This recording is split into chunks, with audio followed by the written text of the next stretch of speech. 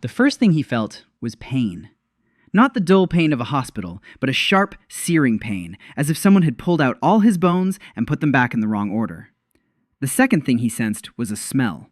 Hydrogen sulfide, wet rock, sweat, rotting wood. And immediately, the engineer's mind kicked in before his human mind could react. No ventilation. The lighting is oil-based, so there's not much methane. The walls are limestone with veins. It's a mine. He's in a mine.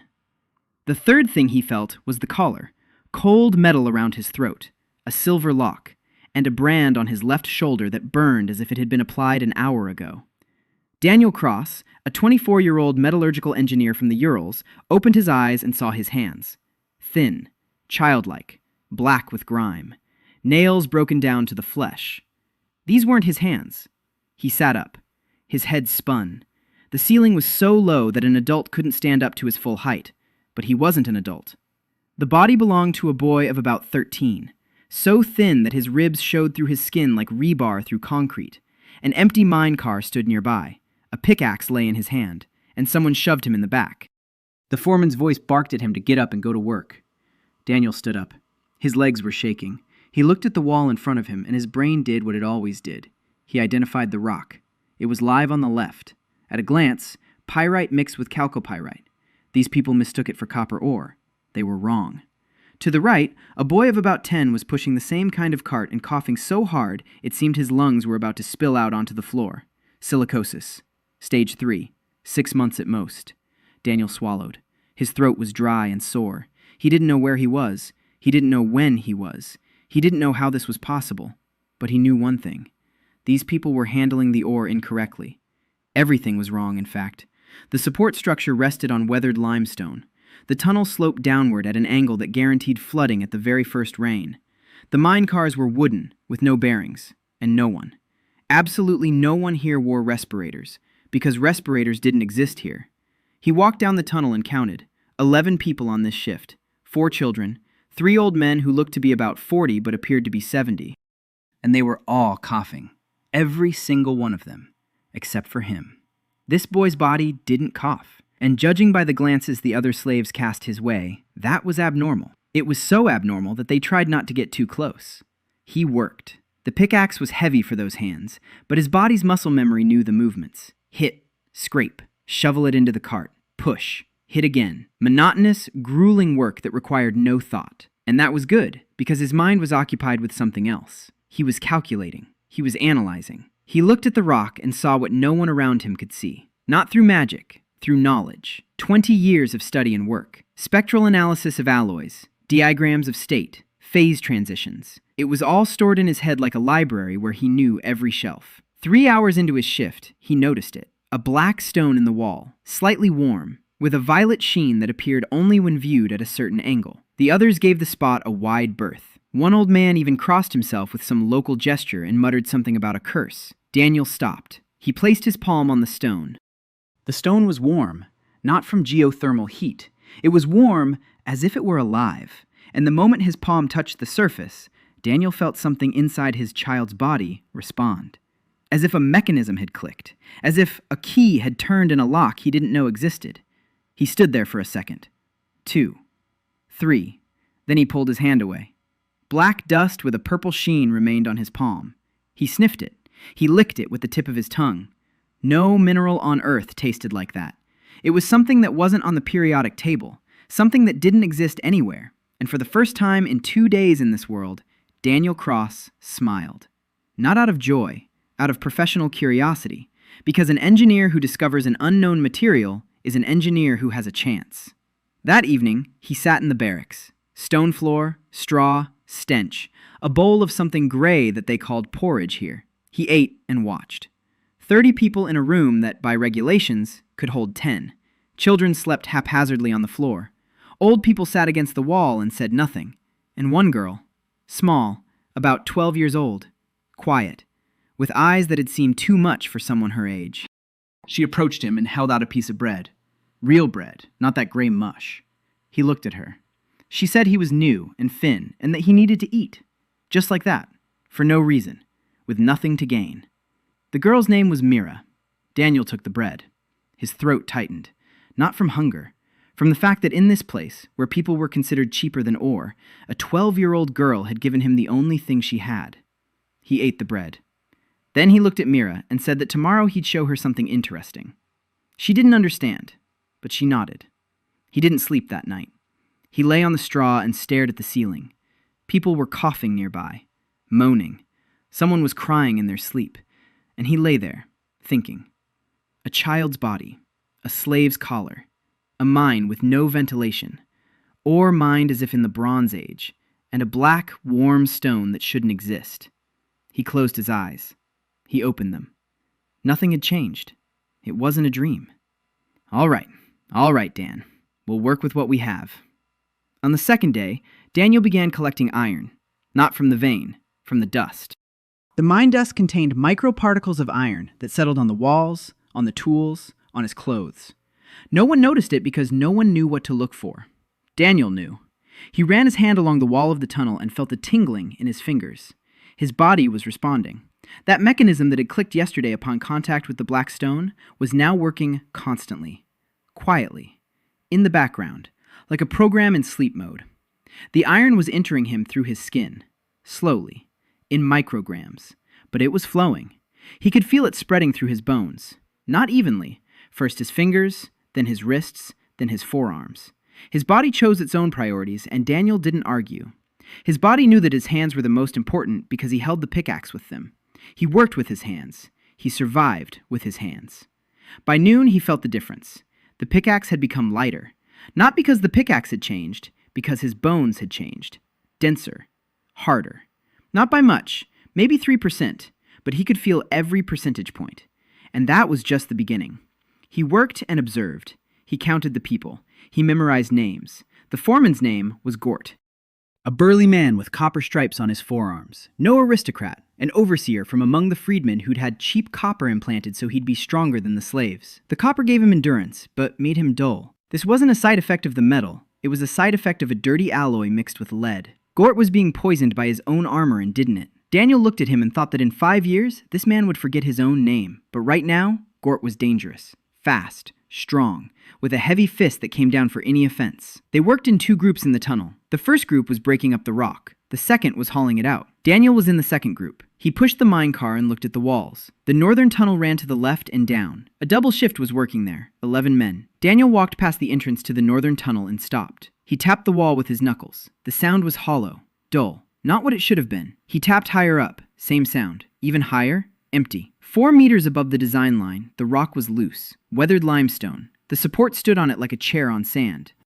One good tremor and the whole thing would collapse. Daniel looked at the people working inside. A man in his 30s with battered hands, a woman with a hollow gaze, 2 teenagers. And Mira. Mira was there. She was helping load the mine car, and her slender arms moved quickly and precisely. Daniel walked over to Gort. He said the northern tunnel would collapse tomorrow. He mentioned the hollow sound 4 meters above the calculated depth. He talked about the weathered limestone. He said the support wouldn't hold and that there was a double shift working there. Gort looked down at him. Then he punched him in the teeth. Not hard, just out of habit. The way you hit a dog that barks at the wrong time. He told him to shut up and push the mine car. Daniel spat out blood. His teeth held. The steel in his bones was already kicking in. He went back to the cart and pushed it until the end of his shift. That evening, he sat in the barracks and did the math. If the northern tunnel collapsed, 11 people would die. Mira was on the morning shift. She'd be there. He could keep quiet. He could tell himself that he'd warned them and that it wasn't his fault. He could go to sleep and find out in the morning that 11 people had been buried alive. He sat there and looked at Mira. She was sitting against the wall, feeding her younger brother. The boy was about 4 years old. He was coughing, quietly, constantly, like a metronome. His lungs were clogged with dust, and every breath was a struggle. Mira fed him from a spoon and whispered something softly. Daniel stood up. He walked out of the barracks. The night was cold. The stars here were unfamiliar, not a single familiar constellation. He walked into the tunnel, past the sleeping shift foreman, past the empty mine cars, into the darkness. An oil lamp cast a circle of light 3 meters wide. Beyond that, darkness. He reached the northern tunnel and found the key beam, the third support from the entrance. It held up the entire vault. If it gave way, everything would collapse. Daniel stood beneath the beam. He raised his arms. He pressed his palms against the wood, and he began to hold it. The iron in his bones made it possible. His muscles were weak, but his bones were different now. He stood like that for an hour. 2, 3. His hands were shaking. His back was on fire. Sweat streamed down his face and dripped onto the rock. The pain was so intense that his vision grew dark. There was no silver in his blood yet. There was nothing to drown out the pain signals. He simply endured it. He stood there and endured it. Because upstairs, 11 people were sleeping, along with the girl who had given him her bread. Toward morning, he lost consciousness. He simply shut down. His body slumped against the beam, but the beam remained. He pushed it back up by the 3 centimeters it had sagged overnight, and it stood. In the morning, there was a crash, but not in the northern tunnel. In the neighboring one, the empty one, the rock collapsed and buried the passage. Dust rose to the ceiling. People screamed and ran, but the northern tunnel remained standing. 11 people were alive. Mira was alive. Daniel was found unconscious under the beam. Gort stood over him and watched. Something dark was visible beneath the boy's skin on his forearms, something resembling metallic veins, like rebar beneath a thin layer of plaster. Gort had seen many strange things over the years, but he had never seen anything like this. He became afraid, truly afraid. Not for himself, but because he had just punched a creature in the teeth, a creature that had spent the night alone under a beam, and survived. He took a step back, then another, and said nothing. Mira was the first to run over. She sat down beside him. She rested his head on her lap. He opened his eyes. She asked why he'd done it. He said he'd done the math and realized the beam wouldn't hold. He'd just done the math. She didn't understand, but she remembered. After the collapse, Daniel was out of commission for 2 days. His body was recovering. The iron in his bones was redistributing itself. The muscles he'd torn during that night under the beam were mending, and he could feel metallic threads sprouting through the damaged fibers. It hurt. A dull, constant pain that didn't let up for a second. But it was the right kind of pain. The pain of growth. Mira brought him food, grey porridge and sometimes a piece of bread. She sat beside him and said nothing. She didn't ask questions. She was just there. On the 3rd day, he stood up.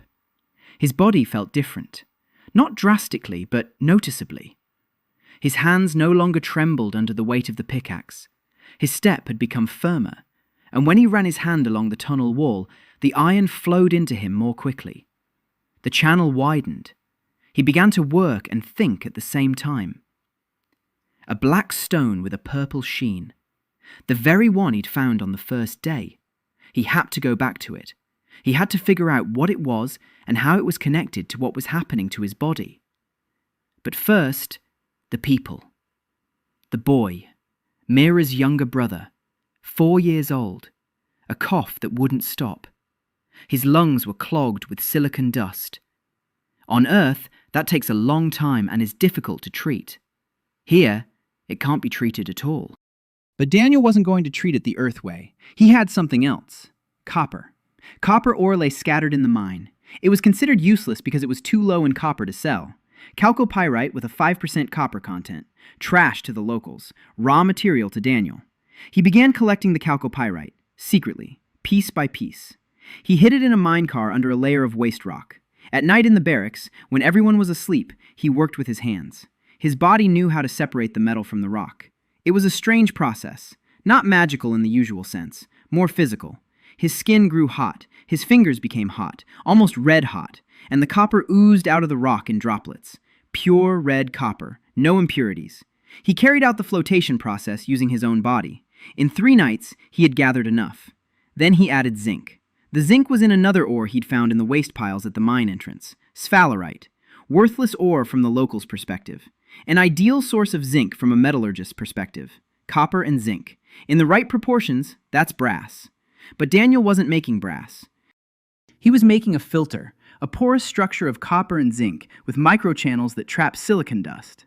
On Earth, such filters were manufactured in factories with equipment worth millions of dollars. Daniel was doing it with his fingers, in the dark, on the stone floor of the barracks. His body was a blast furnace and a rolling mill all in one. He controlled the temperature, he controlled the structure, he controlled the pore size. Each channel was tailored to the size of a silicon dust particle. When he finished, a small medallion lay in the palm of his hand. Warm, heavy, with a faint golden sheen. Ugly, rough, but functional. He gave it to Mira that morning, told her to hang it around her brother's neck and never take it off. Told her it wasn't jewelry but medicine. Told her that in a month, the cough would start to go away. Mira took the medallion. She looked at it. She looked at Daniel, and something appeared in her eyes that hadn't been there before. Not gratitude, not surprise, understanding. As if, for the first time in her life, she had seen a person who didn't just make promises, but knew what he was doing. She put the locket around her brother's neck.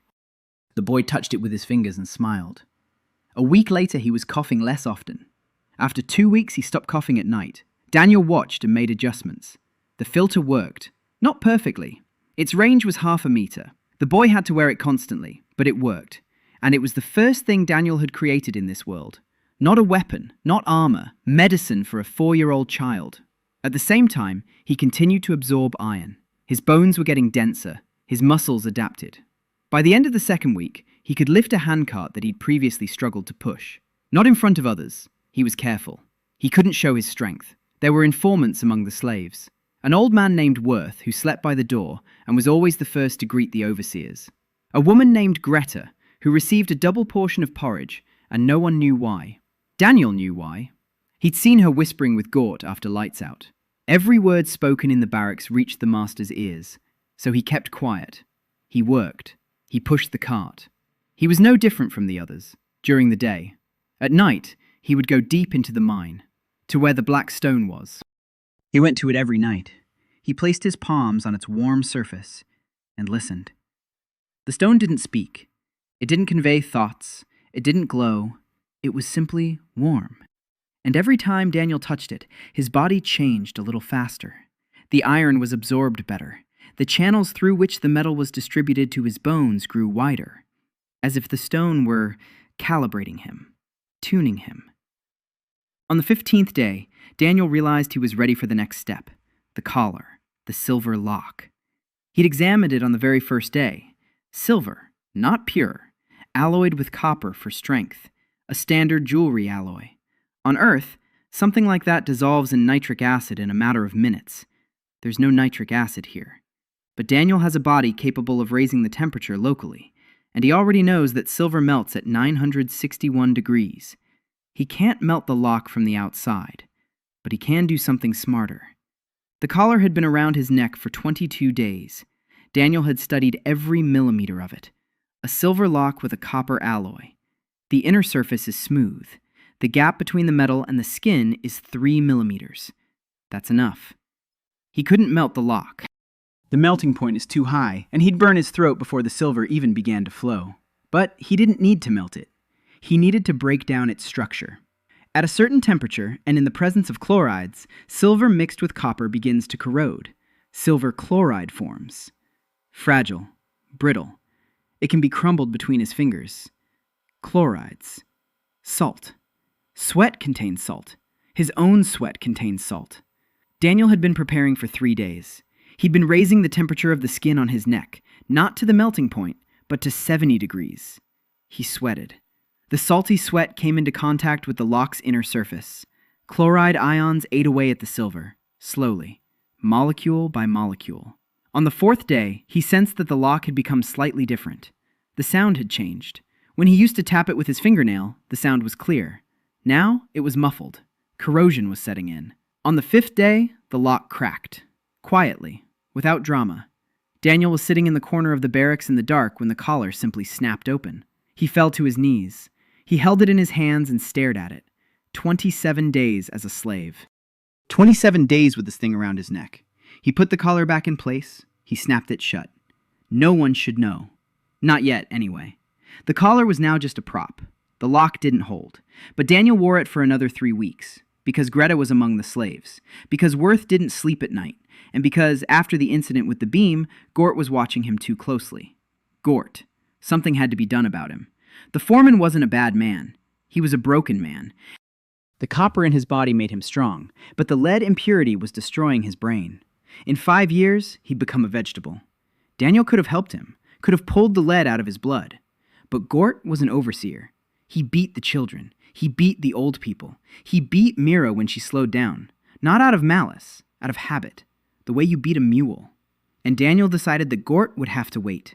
His own people first, then the rest. He made a list. 6 names. Mira, her brother Theo, old Henrik, who knew every tunnel in the mine and could walk in the dark by memory. Lucas, a 14-year-old boy, the only one in the barracks who could read. Irene, a woman who used to be a seamstress and whose hands a needle. And blind Olden, an old man they kept because he hauled mine cars by touch and never asked for food. 6 people. Daniel would get them out, all of them, but not now. Right now, he was working on something else. Silver. He needed silver, not for the collars, for himself. Silver in the blood provided resistance to pain and mental manipulation. Aristocrats with silver could read minds through touch, but those with silver in their blood became unreadable. This was critically important, because sooner or later, they would come for him, and when they came, they would try to read his mind. There was plenty of silver ore in the mine, argentite, a decent concentration. The problem lay elsewhere. Silver was more complicated than iron. It couldn't simply be absorbed through the skin. It had to be integrated, and integrating silver is a process that takes at least 12 days. 12 days during which the areas of the body where the integration is taking place become vulnerable.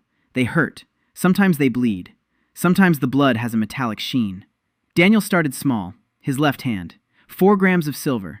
He inserted them through the palm of his hand at night by the black stone. The stone helped. In its presence, the integration went more smoothly. Less rejection, less pain. For the first 3 days, his left hand burned. The skin on his palm turned red and cracked in places. A liquid with a silvery sheen oozed from the cracks. Daniel wrapped his hand in a rag and said he'd cut himself. No one checked. On the 4th day, the pain subsided. By the 8th day, his hand had changed. The skin on the palm took on a slight grayish tint. Barely noticeable, but Daniel could feel it. The silver had entered his bloodstream. It spread through the capillaries. It began to rise up his arm toward his shoulder, toward his brain. He gave it time. He didn't rush it. He wasn't greedy. 4 grams is a microdose, safe, enough to start building a defense. Another 8 grams in 2 weeks, then more, slowly, carefully, like an engineer building a bridge, not like a kid stuffing his pockets. At the end of the month, what he'd been waiting for, and fearing, happened. Gort went after Mira. Not in that sense. He grabbed her by the hair and dragged her to the wall because she dropped a piece of ore into the water. The ore was worthless, pyrite that nobody wanted, but Gort was Gort. Rules were rules. 10 blows were the punishment for spoiling the ore. Mira didn't cry. She didn't scream. She just closed her eyes and waited. And Daniel realized he couldn't wait any longer. He stepped forward. He stood between Gort and Mira. Gort looked down at him. He told him to get out of the way. Daniel didn't move. Gort swung his arm. Daniel grabbed his wrist, with his left hand, the one with the silver and iron implants. His grip was so firm that Gort flinched and couldn't break free. A 13-year-old boy was holding a grown man with copper implants by the wrist and wouldn't let go. Gort lunged again. Daniel twisted his wrist slightly. The technique was simple. Leverage. Physics. Gort's bone cracked. Quietly. Dryly. Like a twig. Gort howled. He fell to one knee. He stared at his arm, which was hanging at an unnatural angle. Daniel let go. He stepped back. He spoke quietly, so that only Gort could hear. He said it was an accident, that Gort had slipped, that the boy had nothing to do with it, and that if Gort told a different story, the next thing to break wouldn't be his arm. Gort looked at him. The foreman's eyes were clouded with pain and lead, but he understood. He nodded. He got up. He left. That evening, he reported to the overseer that he'd fallen in the tunnel. No one asked any questions. Mira stood by the wall and watched Daniel. She saw everything, and she said nothing. From that day on, she followed him like a shadow, not because she was afraid, because she'd made up her mind. The second month in the mine began with meat, real meat. Once a week, the slaves were given a piece of boiled goat meat. Tough, gray, almost tasteless. But it was protein, and Daniel ate every gram. The body needed building material. Metal is the framework, but without protein, muscles don't grow, and the channels through which the alloy is distributed don't expand. He explained this to Mira simply. He said the body was like a mine. Metal is the support, but without stone between the supports, there's a void. Stone is food. She nodded. She started giving him part of her portion. He refused. He said she needed it herself. She looked at him with that gaze she'd developed after the incident with the beam. Calm. Mature. Not for his age. She said she could see that he needed it more. He took it. By this time, changes had begun in the barracks. Quiet ones. Imperceptible to the guards, but palpable to those who lived inside. Theo stopped coughing at night. Completely. The medallion was working. The other children looked at the boy with the copper thing around his neck and asked why he wasn't sick anymore. Mira was silent. Daniel was silent. But rumors were spreading. That strange little boy who doesn't cough. The one who stood under the beam. The one whose arm Gort had broken? His arm. No. Gort had fallen on his own. But everyone knew. Everyone saw how Gort now gave him a wide berth. Not out of respect. Out of fear. Daniel understood that time was running out. Rumors are poison. They creep slowly, but by the time they reach their targets, it's too late. Greta had already approached him 3 times with questions. She asked where the locket came from. She asked what kind of stone he wore close to his face at night. He answered briefly. I found a pretty stone. I traded the locket to an old miner for bread. She didn't believe him. He could see it in her eyes. But she couldn't prove anything yet. She had to act. Sooner than he'd planned. Old Henrik. First on the list after Mira and Theo. 60 years old. 30 of them spent in the mine. Henrik knew every rock, every turn, every crack. He could walk from the barracks to the farthest tunnel with his eyes closed. His body was worn out. His back was hunched. His joints creaked. His lungs were working at 1/3 of their capacity. But his mind was clear. And he was the only person in the barracks whom Daniel could trust completely. Because Henrik hated the owners quietly. Deeply. 30 years of hatred compressed into silence. Daniel approached him at night. He sat down next to him. He was silent for a long time. Then he said he knew why Henrik's joints ached. He said it wasn't age. It was arsenic. Arsenopyrite in the 3rd tunnel where Henrik had worked for 20 years. The arsenic had accumulated in his joints, in his bones, in his liver, slowly, over the years, and now his body was poisoned. Henrik listened. He didn't interrupt. Daniel said he couldn't cure him completely, but he could slow it down. He said he'd make him a bracelet out of purified copper with added zinc and a microdose of silver. The bracelet would draw the arsenic out through his skin, slowly, milligram by milligram. In 6 months, he'd start to feel better. In a year, his joints would stop creaking. Henrik was silent for a long time. Then he asked one thing. He asked who he was. Not what his name was, who he was. Daniel thought for a moment. He replied that he was a man who knew how metal worked, and that he needed help. He needed someone who knew the mine, all the entrances, all the exits, all the tunnels that aren't on the maps. Henrik smirked. He said there were no exits. One entrance, one way up. Guards. Dogs. And Daniel said he didn't need a way out to the surface. He needed a way down. Henrik looked at him as if seeing him for the first time. Daniel explained. The mine went deep, deeper than the owners thought. In the lowest tunnels, which had been abandoned 10 years ago, there were passages, natural ones, karst cavities in the limestone. Water had washed them out over thousands of years. They ran horizontally, and if his calculations were correct, they led to the surface 3 kilometers from the mine, in the forest, far from roads, far from security. Henrik said it was dangerous down there. He said there was gas. He said 3 people had died 10 years ago, which was exactly why the tunnels had been abandoned. Daniel nodded. He said the gas was methane. He said he knew how to handle it. He said he needed 2 days down there to check the route, and that he needed Henrik so he wouldn't get lost. Henrik was silent. He was thinking. Then he held out his hand. Daniel shook it. The old man's handshake was weak. His fingers were crooked from arsenic, but his grip was firm. They went down the following night, Daniel and Henrik. Daniel didn't take the oil lamp. It was too dangerous if there really was methane. Instead, he did something he'd learned over the past few days. He raised the temperature of the skin on his right palm to the point where it began to glow, dimly, reddish, like a dying ember, but enough to see the walls. Henrik saw it and recoiled. Then he exhaled and moved forward. The lower tunnels were different, damp, cold. The walls glistened with water, and Daniel could sense the ore, everywhere. There was so much metal down here it made his head spin. Argentite, galena, chalcopyrite, and something else. Something he already knew. Black, warm, with a violet sheen. A meteorite mineral. There was more of it. Much more than up above. An entire vein. It stretched along the wall, disappearing into the darkness. Warm. Pulsing. Alive. Daniel stopped. He placed both palms on the vein, and his body responded.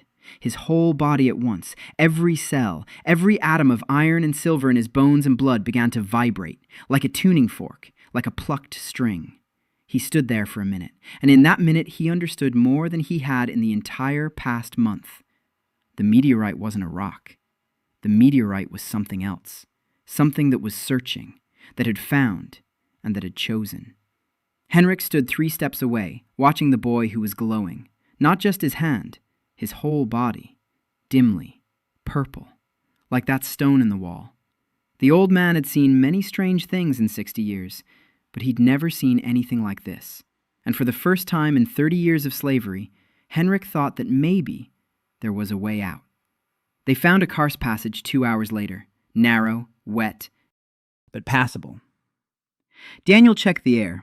There was no methane. The draft was heading outward. That meant there was an exit somewhere ahead. They didn't go all the way, not that night. Too risky. They had to be back before dawn. But now Daniel knew. There was a way out. 3 kilometers along an underground river, narrow, wet, dark. But at the end of it lay the forest, freedom, and the start of the real work. They returned to the barracks an hour before reveille. Henrik lay down on his straw and closed his eyes. Daniel lay down on his, and for the first time in a month, he slept peacefully. Because now, he had a plan. Greta ratted them out on the 3rd day after the foray. Daniel knew this would happen. He didn't know when. Now he knew. That morning, it wasn't Gort who went down into the mine. It was a man Daniel had never seen before. Tall, lean, wearing a black leather jacket with silver rivets. The senior overseer. His name was Werner. Werner had silver in his right hand. Not dirty like the locals. Clean. That meant he was one of Azelhart's people.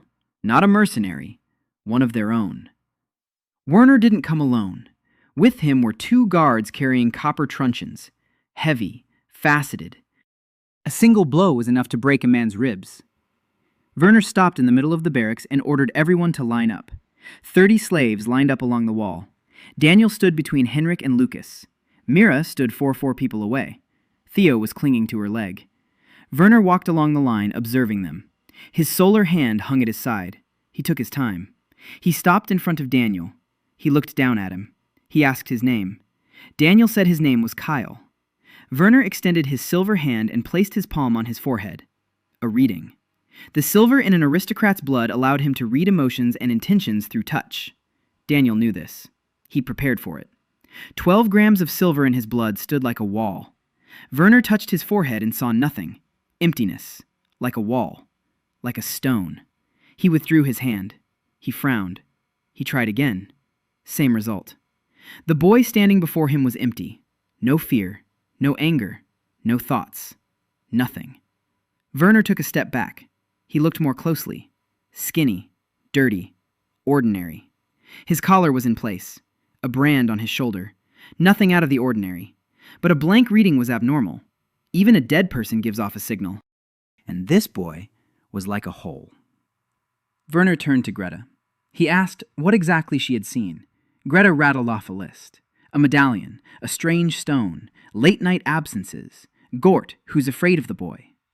Werner listened. Then he ordered a search of the place where Kyle had been sleeping. They found a rag with silvery stains, the one Daniel had used to wrap his arm during the integration. Werner picked up the rag. He sniffed it, rubbed it between his fingers, looked at Daniel. His eyes changed, from listless to sharp. He ordered them to remove the collar and check the lock. A guard approached. He grabbed the lock. The lock opened, easily, without a key, because there was no lock left. There was just dust, a fragile, reddish crust that crumbled between his fingers. Werner looked at it, then at Daniel, and Daniel saw in his eyes not anger, interest, a greedy, cold, calculating interest. Werner ordered that the boy be fitted with a new collar, a steel one with a double lock, and taken upstairs for questioning. Daniel was led out of the mine for the first time in 2 months. The sun hit his eyes so hard that he was blinded for a few seconds. The air was different, clean, fresh. It smelled of pine needles and wet earth. He took a deep breath and felt his body come alive, as if a mechanism that had been running at 10% capacity had suddenly been fully powered up. Clean air, pure oxygen. The metal in his body hummed. The iron in his bones hardened. The silver in his blood accelerated the current. He grew stronger in a single breath, but he couldn't show it. They led him into a stone building at the mine entrance, the manager's office. A desk, 2 chairs, a window with bars. Werner sat down across from him. The guards stood by the door. Werner began asking questions. Where did the medallion come from? What were the stains on the rag? Why was the clasp on the collar broken? Daniel answered in the voice of a 13-year-old boy, quietly, fearfully. He said he'd found the locket in the mine tunnel, that the stains were blood, that the clasp was probably defective. Werner listened. He didn't interrupt. Then he leaned forward and said that last night he'd sent a pigeon to Mrs. Celeste, and that Mrs. Celeste would arrive in a week, and that until she arrived, the boy would be locked up in the stone cell upstairs. No food every other day, water once a day, and if he tried to escape, Werner would personally kill a girl named Mira. Daniel looked at Werner, not at the boy Kyle, at Werner. And in that glance, for a split second, something flashed that made Werner lean back in his chair, but only for a split second. Then his eyes became childlike again, frightened, empty. The cell was a stone box, 2 by 2 meters, no windows, just one door, steel, with a lock stronger than silver. Daniel was thrown inside and locked up. Darkness, silence, cold stone. He sat down on the floor, closed his eyes, and began to think. 7 days until Celeste's arrival. 7 days in solitary confinement. That's bad, but not a catastrophe, because the cell was made of stone, and there was iron in the stone, in the walls, in the floor, in the ceiling. Microparticles scattered throughout the rock. For an ordinary person, stone is a prison. For Daniel, stone is lunch. He placed his palms on the floor and began to eat. Not literally. His body switched to absorption mode. Iron flowed from the rock into his skin, slowly, in a thin stream, but constantly. 24 hours a day, 7 days. He'll leave solitary confinement stronger than when he went in. But Mira, Theo, Henrik, they're down there, without him, with Werner, who now knows something's wrong, with Greta, who received her reward and will now be watching everyone. Daniel clenched his fists. The stone beneath his palms grew hot. He had to change his plan. The escape through the karst caves had been scheduled for the end of the 3rd month. Now there was no time. He had to escape sooner. He had to escape before Celeste arrived. Because Celeste Azelhart isn't Werner. Werner has silver in one hand. Celeste has silver in every vein. And she doesn't just read emotions, she reads lies. If she touches him and sees emptiness, she won't just shrug and walk away. She'll dig deeper. And 12 grams of silver in his blood might not be enough against the heiress of a lineage that has lived on silver for 400 years. On the 3rd day in the holding cell, Daniel heard a tapping. Quiet. Rhythmic. Coming from under the floor. 3 taps. A pause. 2 taps. A pause. 3 taps. He froze. He pressed his ear against the stone. Again. 3. 2. 3. It wasn't water, not rock. It was a signal. Someone was tapping from below. He tapped back. 2. 3. 2. Silence. Then a voice, distant, muffled by the rock, but recognizable. Henrik. The old man had found him. The cell stood on a rocky foundation, and running beneath it was one of the old tunnels that Henrik knew by heart. The old man had walked 300 meters through it in the dark to end up beneath the cell's floor. It was hard to talk. The rock muffled the sound, but they managed. Daniel tapped. Henrik tapped. Slowly. Letter by letter. The old man reported that Mira was fine, that Theo was fine, that Greta had received a double portion and new clothes, that Werner had posted an extra guard in the barracks. Daniel tapped back in reply. He said they needed to plan an escape. Not in a month. In 4 days. On the night before Celeste's arrival. 6 people. Mira, Theo, Henrik, Lucas, Irene, Albin. The route would go through the lower tunnels, through the karst passage. Henrik would lead them, and Daniel would make his own way out, from solitary confinement, through the steel door, which he would have gnawed through from the inside by then. The steel door of the solitary confinement cell weighed about 80 kilograms. Carbon steel, roughly forged, unevenly hardened. Daniel determined this on the 2nd day by the sound when the guards slammed the door while bringing water. Poor quality steel. Lots of slag inclusions. A grainy structure. At a decent factory, they'd send this back to be remelted. Here, they used it to make solitary confinement doors. Daniel worked at night. He'd place his palms on the door and pull the iron out of it. Not all the metal, just from the area around the lock. A strip 3 centimeters wide and 20 long. That would be enough. His body absorbed the steel and broke it down into its components. The iron went into his bones. The carbon dissipated. The slag was expelled through his pores along with sweat. The process was slow. Over the course of a night, he extracted a thickness of 1.5 millimeters. The door was 4 centimeters thick. 4 nights. Exactly as much time as he had. During the day, he sat in the dark and worked with what he had. He needed to distribute the silver in his blood more effectively. 12 grams wasn't enough. But if he concentrated it not throughout his entire body, but at specific points, the effect would be stronger. The brain, the heart, the palms. 3 zones. The brain to protect against scanning, the heart to maintain a steady rhythm under stress, the palms for working with metal. He redistributed the silver through sheer willpower. It was like moving a liquid inside a closed system. Pressure in one place, a vacuum in another. Painful, but bearable. On his second day in solitary confinement, he began a new project. The walls were made of limestone. Limestone contains calcium. He didn't need calcium. But in the veins between the layers of limestone, he found something interesting. Chromium. Microscopic flecks of chromite. A negligible amount, but Daniel didn't need much. Chromium plus iron plus carbon equals stainless steel. The aristocrats of this world didn't know what stainless steel was. To them, iron that didn't rust would be a miracle, magic of the highest order. For Daniel, this was his second course in materials science. He began collecting chromium, microgram by microgram, from the walls of his cell. Every speck went into a special reserve, not into his bones, not into his blood, but into a separate pocket he'd created in the tissues of his left forearm. There, the chromium bided its time. When he had enough iron, Daniel would carry out the alloying process, and his left hand would become stainless, literally.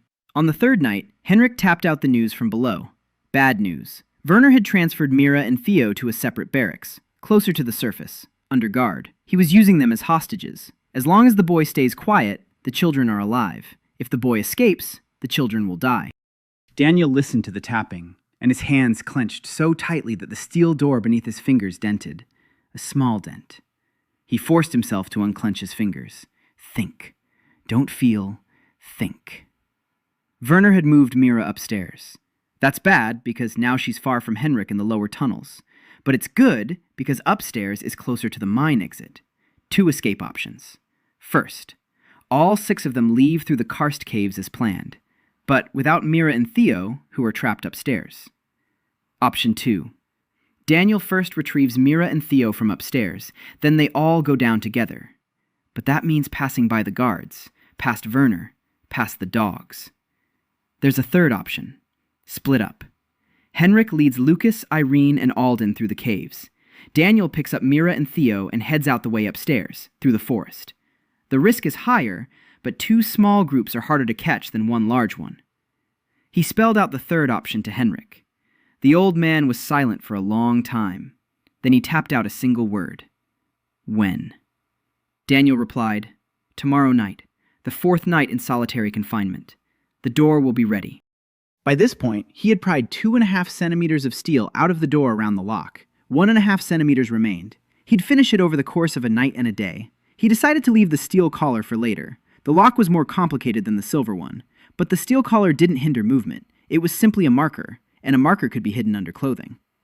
The 4th night arrived. Daniel stood up. He placed his palms on the door one last time. He pulled. The steel resisted. The last few millimeters were the densest, the purest. There was almost no slag here. Good iron. He pulled it toward himself and felt his body fill up. His bones hummed. His joints ached. He was at the limit of what he could handle without proper annealing. A little more, and the alloy would become brittle. He had to stop. He needed to give his body time. But there was no time. The last millimeter. The steel around the lock had thinned to the thickness of foil. Daniel pressed down with his palm. The metal crumpled. The lock fell out with a soft clink. The door gave way. He opened it 2 centimeters. He peered through the crack. A hallway. Empty. A torch on the wall was burning out. A guard was sitting at the end of the hallway, asleep, his head resting on his chest, a copper truncheon on his lap. Daniel stepped out, quietly, barefoot on the stone, past the guard. The man didn't wake up. Daniel could have killed him, with a single move. The steel in his bones would have allowed it. He didn't. Not because he felt sorry for him, because a corpse would make noise before its time. He climbed the stairs to the surface. Night. The moon. Cold air. The office building was on the right. The guard barracks were on the left, and a small stone shed right ahead. with a lock, with a guard at the door. Mira and Theo were in the shed. The guard at the shed wasn't asleep. He was sitting on a log, sharpening a knife. Young, about 20 years old, no implants, an ordinary mercenary. Daniel approached from the shadows. The guard heard footsteps. He looked up. He saw a shadow. He started to stand up. Daniel struck him in the temple, not with a fist, with his palm, open-handed. But the bones in that palm were harder than railroad steel. The guard slumped like a sack, quietly, without a scream. Daniel checked his pulse. Alive. He'll sleep until morning. The lock on the shed was made of iron. Simple. Daniel grabbed it and pulled the iron toward him. 5 seconds. The lock crumbled into rusty dust. He opened the door. Mira was sitting in the corner. Theo was asleep on her lap. She stared at Daniel without blinking. He reached out his hand. He said quietly that it was time to go. She stood up. She picked up Theo. The boy didn't even wake up. The locket around his neck glimmered faintly in the moonlight. They went outside. Daniel led them not toward the mine, but toward the forest. The path ran along a stream. Mira followed him in silence. She didn't ask where. She didn't ask why. She just walked. Behind them lay the Azalhart clan's mine. The collar around Daniel's neck chilled his skin. The brand on his shoulder burned, but he kept walking. And with every step, the stones beneath his bare feet felt different. Not like a prison, like a road. The forest was ancient. Pine trees 3 arm spans in circumference. Moss on the rocks as thick as a palm. No roads, no trails. Daniel walked by the stars. Strange, unfamiliar stars that he had studied over 2 months, gazing at them through cracks in the barracks at night. The North Star here was not the Pole Star. Here, a dim reddish star served as a guide, which the slaves called the Nail. It hung low above the horizon and never moved. Daniel was heading west, away from the mine, away from the roads, deep into the forest, where, according to Henrik, there was a settlement of coal miners. Small, impoverished, but alive. Mira was walking behind him. She was carrying Theo on her back. The boy weighed as little as a feather. 4 years of life in the mine had prevented him from gaining weight. But he wasn't coughing. The medallion was working. By dawn, they had walked about 7 kilometers. Their feet were sore. Walking barefoot over roots and rocks is no walk in the park. Daniel found a ravine, a deep one, with a stream at the bottom, covered from above by a fallen tree. Good cover. They climbed down. Mira laid Theo down on the moss. The boy was asleep. She sat down next to Daniel and said nothing. He looked at her. 12 years old, 2 months in hell, and not a single tear, not a single complaint. He said they would travel at night, sleep during the day. In 3 days, they'd reach the coal miners. There, they could get food and clothes. She nodded. She asked only one thing. She asked about Henrik and the others. Daniel said they'd gone another way. If all went well, in 2 days they'd emerge from the caves 3 kilometers to the south. Mira nodded. She closed her eyes. A minute later, she was asleep. Daniel didn't sleep. He sat there thinking. Werner would discover the escape in the morning. An empty cell, an empty shed, an unconscious guard. Werner would send out a search party. Dogs, horses, maybe someone from the Silver Clan who knows how to read tracks. Daniel had an advantage. The night, the forest, and the fact that Werner didn't know where he'd gone. But that advantage was melting away with every passing hour. He had to do something unpleasant. Daniel stood up. He went down to the stream. He found some clay, reddish, with a high iron oxide content. Good clay. He gathered some, returned to Mira, kneaded the clay in his hands. Then he began to work. His body heated the clay to firing temperature. Not all of it, just a thin layer between his palms. Pottery. He molded small balls, the size of a pea. Each one had a cavity inside. He placed a grain of sulfur in the cavity. He had extracted the sulfur from his own body, a byproduct of processing pyrite that had accumulated over 2 months. Smoke bombs. When struck against a hard surface, the ceramic shatters. The sulfur comes into contact with the air, the smell of hydrogen sulfide. Pungent, choking, unpleasant but harmless to humans. A disaster for dogs. A single ball is enough to knock out a dog's sense of smell for 3 hours. Daniel made 12. He put them in his pocket. Now the dogs weren't a problem. That left the people. He thought about Werner, the silver hand, the reading. Werner is dangerous. But Werner is tied to the mine. He won't abandon his operation and run through the forest himself. He'll send mercenaries. And mercenaries are just people with copper clubs. No brains, no knowledge of the forest, no metal worth mentioning. Daniel could handle 2 at once. 3 would be difficult. They had to avoid a confrontation. Through cunning, not force. They set out again at sunset. Theo woke up and walked on his own. His little feet stepped quietly on the moss. Mira held his hand. Daniel walked ahead. Every 100 meters, he tossed a sulfur ball over his shoulder. He smashed it against a rock. The smell spread through the forest like an invisible cloud. Any dog that followed their trail would run into a wall of stench and lose its way. By midnight, they reached the river. It wasn't wide, 15 meters, but it was deep and fast-flowing. Daniel stopped. He looked at Mira, at Theo, crossing the river with a child. In the dark, through the icy water. He stepped into the water first.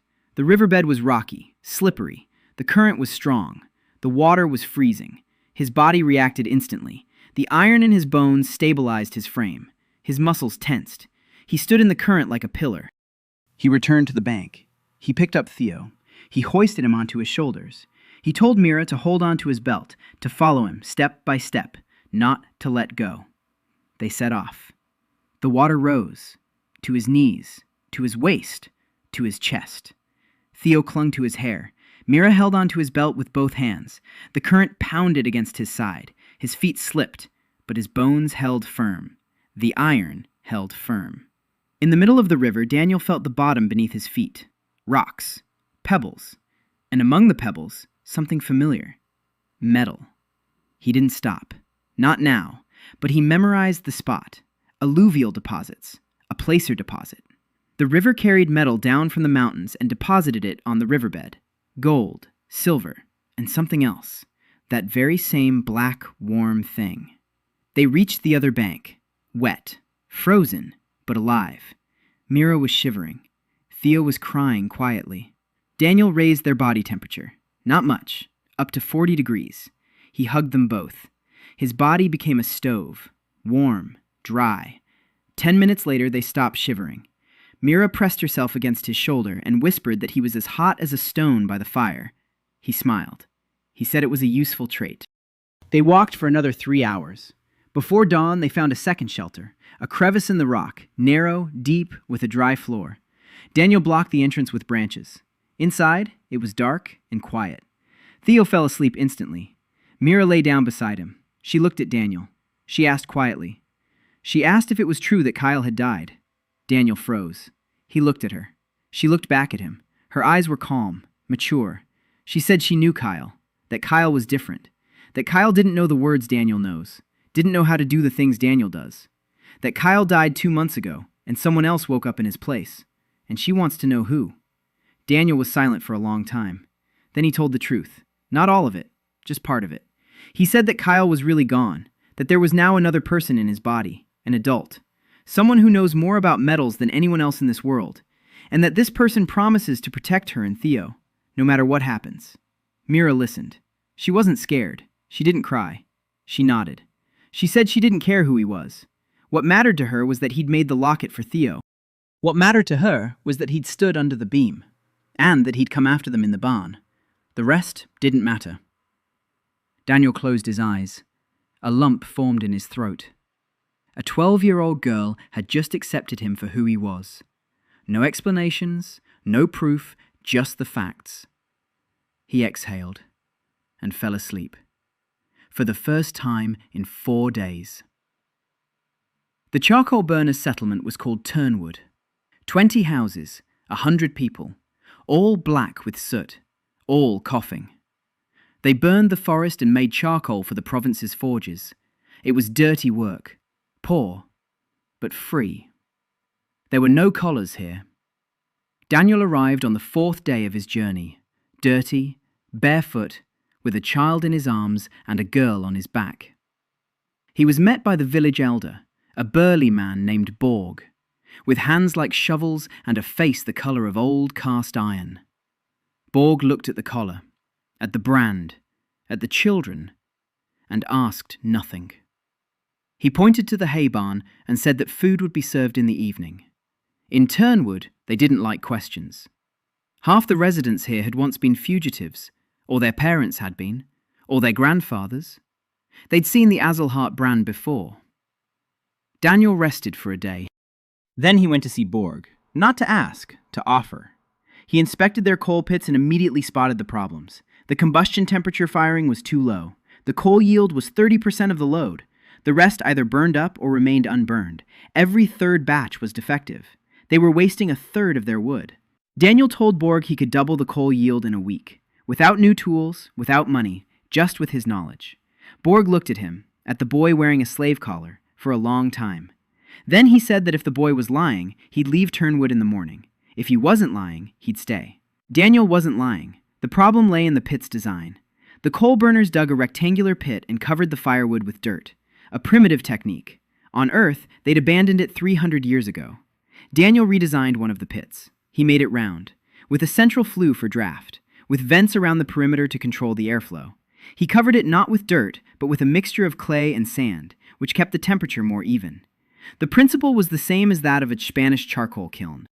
200 years of technical advantage concentrated in a single pit. The first batch yielded a 62% yield. Borg stood over the pit and looked at the charcoal. Pure, dense, free of impurities. Charcoal like this cost twice as much as ordinary charcoal. Borg turned to Daniel. He said nothing. He shook his hand. From that day on, Daniel lived in Turnwood. Not as a guest, as a master. He rebuilt all 8 pits in 2 weeks. He taught the coal miners to control the draft by the color of the smoke. White means it's too damp. Blue means the temperature is right.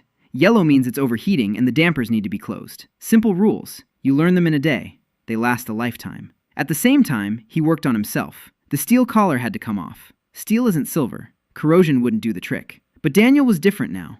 After 2 months in the mine and 4 days in solitary confinement, he'd built up enough strength that his hands could work like a vice. He waited until nightfall. He went into the forest. He sat down on a fallen tree. He grabbed the collar with both hands, and he began to bend it, slowly, millimeter by millimeter, that it resisted. His muscles burned. Dark lines began to show beneath the skin on his hands. The iron frame inside his body was working at its limit. 5 minutes. 10. 15. The collar gave way. The gap in the lock widened. Another millimeter. More. The lock snapped with a dry click. The collar opened and fell to the ground. Daniel sat and stared at it. Then he picked it up, clenched it in his fist. The steel crumpled like paper. He tossed the crumpled mass into the bushes. He stood up. He ran his hand over his neck. The skin beneath the collar was pale and thin. 2 months without sunlight, but alive, free. He returned to Turnwood. The next day, Henrik came, alone, without Lucas, without Irene, without Alden. Daniel saw his face and understood everything. Henrik sat down. He was silent for a long time. Then he told him what had happened. They'd entered the karst passage as planned. They'd walked for 4 hours. Lucas was carrying Alden on his back because the blind old man couldn't move fast enough. Irene was bringing up the rear. They were 2/3 of the way through when the ceiling collapsed. Not all of it, just a 5-meter section. Lucas and Alden were in front. Henrik and Irene were behind. The rocks cut them off from each other. Henrik shouted into the darkness. He pounded on the rocks. There was no answer. He waited for an hour. Then Irene said she could hear water. The water level was rising. The passage was flooding. Henrik made a decision. He and Irene turned back. They returned to the mine. From there, they went up, and through the forest to Turnwood. Irene went on, eastward. She had relatives in another province. Henrik stayed behind, because he had promised. Daniel listened. His expression didn't change, but his hands were shaking. Lucas, 14 years old, the only one who could read. Alden, the blind old man who hauled the mine cars and never asked for anything. 2 out of 6. He couldn't. He didn't make it in time. He didn't foresee it. A cave-in in the karst passage. He should have checked it. He should have gone all the way through the route. He should have tapped every meter of the ceiling. But there was no time. Greta had ratted him out. Werner had locked him in. Celeste was on her way. There was no time. 2 words he would remember forever. There wasn't enough time. He walked out of the shed, went into the woods, sat down on a rock, and sat there, motionless, for a long time. Mira found him an hour later. She approached, sat down beside him, didn't say a word. She was just there. He said quietly that Lucas and Alden hadn't made it out. Mira closed her eyes. Open them. She said she knew. She said she'd seen Henrik's face. Then she said it wasn't his fault. That without him, no one would have made it out. That Theo would have died from a cough. That Gort would have beaten her to death. That Henrik would have rotted in the mine. She spoke calmly, without tears, without a tremor. 12 years old, yet her voice was like that of a grown woman who had seen it all and accepted it all. Daniel looked at her. He nodded. He stood up. He returned to Turnwood. And from that day on, he worked twice as hard, because 2 hadn't made it.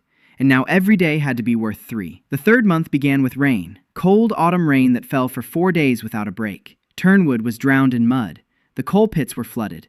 Work came to a standstill. Daniel put the time to good use. He built a forge, not a real one, a makeshift structure out of stone and clay, lined with goatskin.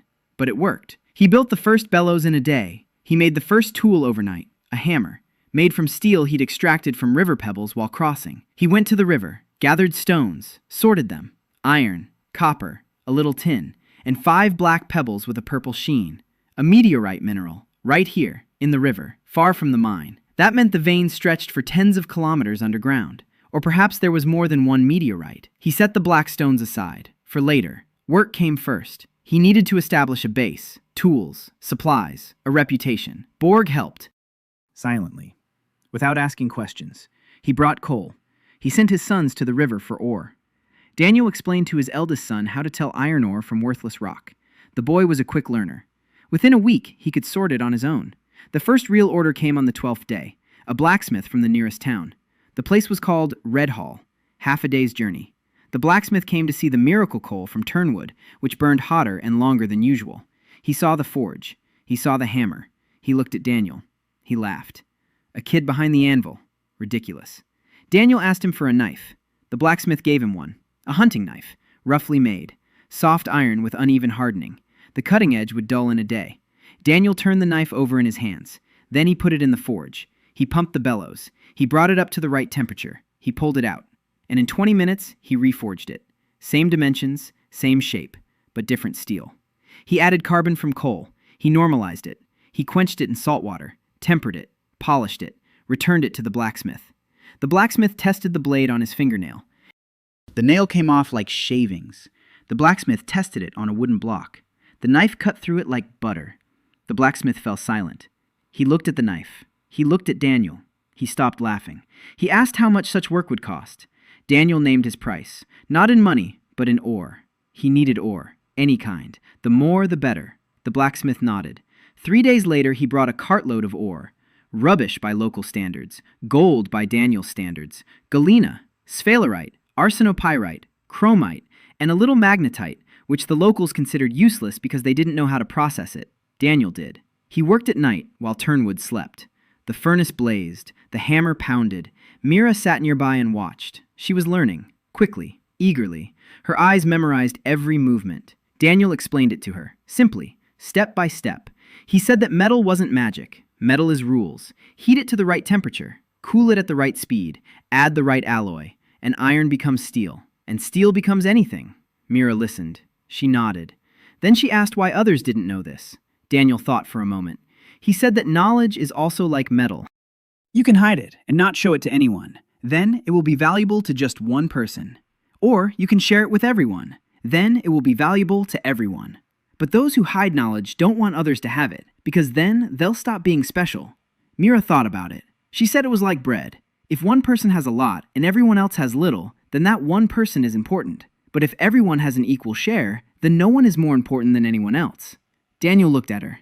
12 years old, a minor since birth, not a single day of school, and she had just articulated the basic principle of the economics of inequality. He nodded. He said that was exactly right, and that his job was to distribute the bread. A month later in Turnwood, Daniel made his first serious piece. Not for sale, for Henrik. A bracelet made of refined copper with zinc and a microdose of silver. The very one he talked about back in the mine. One that draws arsenic out through the skin. He worked on it for 3 nights. He calibrated the porosity. He adjusted the composition. He tested it on himself. When he was done, he called Henrik. The old man came over. Daniel slipped the bracelet onto his wrist. He said it wasn't jewelry, that it was medicine, that in a month his joints would stop hurting in the mornings. In 3 months, his fingers would straighten out. In half a year, he'd be able to hold a pickaxe without pain. Although he wouldn't have to hold a pickaxe anymore. Henrik stood there looking at the bracelet. Dull, heavy, warm against his skin. Then he looked at Daniel. His eyes were shining. 60 years old, 30 years in the mine. No one had ever given him anything. Not once. And here was a young boy who'd known him for 2 months, standing before him and offering him a hand that didn't hurt. Henrik didn't cry. Old men who've spent 30 years in slavery don't cry. They've forgotten how.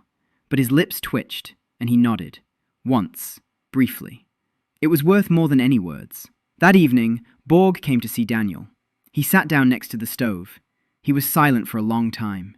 Then he said that in 2 weeks there would be a fair in Red Hall, and that people from the provincial capital would be coming to the fair, and that among these people would be representatives of the Azelhart family. Borg said this matter-of-factly, without alarm, just a fact. Daniel understood. Borg was warning him. If anyone from the Azelharts saw a boy with a brand on his shoulder who could forge steel better than their own master smiths, the questions wouldn't be directed at the boy. The questions would be directed at Turnwood. Daniel nodded. He thanked him. Borg left. Daniel sat by the forge and thought. 2 weeks. The fair. The Azelharts. He had to decide. Run away? Or stay and take the risk? He looked at Mira, who was sleeping against the wall, wrapped in a blanket. At Theo, who was snoring next to the medallion around his neck. At Henrik, who was sleeping without pain for the first time in 30 years. To run meant abandoning Turnwood, abandoning the smithy, abandoning the people who had taken him in. To stay meant putting everyone at risk. There was a third option, to go to the fair himself, not as a runaway slave, as a master, under a different name, with a different face. The brand could be hidden. The collar was gone. His body had grown over the past 3 months. He was no longer that skeleton who had crawled out of the mine. If he dressed properly and carried himself with confidence, no one would recognize the slave boy in the young blacksmith. It's risky, but necessary, because there will be ore at the fair, lots of ore, and information. He turned to the bellows. He pumped the bellows. The fair in Red Hall occupied the central square and 3 adjacent streets. Merchants from all over the province. Blacksmiths, jewelers, gunsmiths, and a separate row for aristocrats who were displaying their alloys for sale. Daniel arrived at dawn, alone. He'd left Miru and Theo in Turnwood under Henrik's watch. Borg had given him clothes, simple but clean. A leather jacket, pants, boots. The brand on his shoulder was covered by fabric. No collar. His hair had grown out over 3 months and fell across his forehead. He looked like the son of a small craftsman, not a slave, not an aristocrat. Nobody. He carried a canvas bag with him. In the bag were 3 knives. Each was made from what the locals considered trash. The first from recycled pyrite, the second from river magnetite, the third from galena with added carbon and chromium. Stainless. The first of its kind in this world. He walked down the rows and looked around. The engineer's eyes were at work, scanning, analyzing. Here's a blacksmith selling swords. Soft iron, untempered. They'll break after 3 battles. Here's a jeweler displaying silver bracelets. Dirty silver, mixed with lead. Beautiful on the outside, poisonous on the inside. Here's a gunsmith boasting about an axe made from a family heirloom alloy. Daniel looked at the axe and mentally broke it down into its components. Iron, nickel, a little copper. The alloy isn't bad, but the heat treatment is terrible. The hardening is uneven. The left side of the blade is harder than the right. It'll split in a year, and they're asking 20 silver coins for it. He reached the aristocratic section. It was quieter here, richer. Guards stood every 10 steps. The tables were covered in velvet. On the velvet lay samples of alloys in caskets. Each bore a family crest. Each carried a price that would make an ordinary person's eyes go dark. The Weingart House. A copper-silver alloy for protective amulets. 100 gold pieces per ounce. The House of Cress. An iron-nickel alloy for combat implants. 200 gold pieces. The House of Azelhart. Daniel stopped. A table bearing the Azelhart crest stood in the center of the row. Seated at the table was a man Daniel did not know. The manager. Not an aristocrat. A servant. 3 caskets lay before him. Silver alloy. Azelhart's signature alloy. The very one that had kept their mine in business. Daniel looked at the alloy. He mentally read its composition.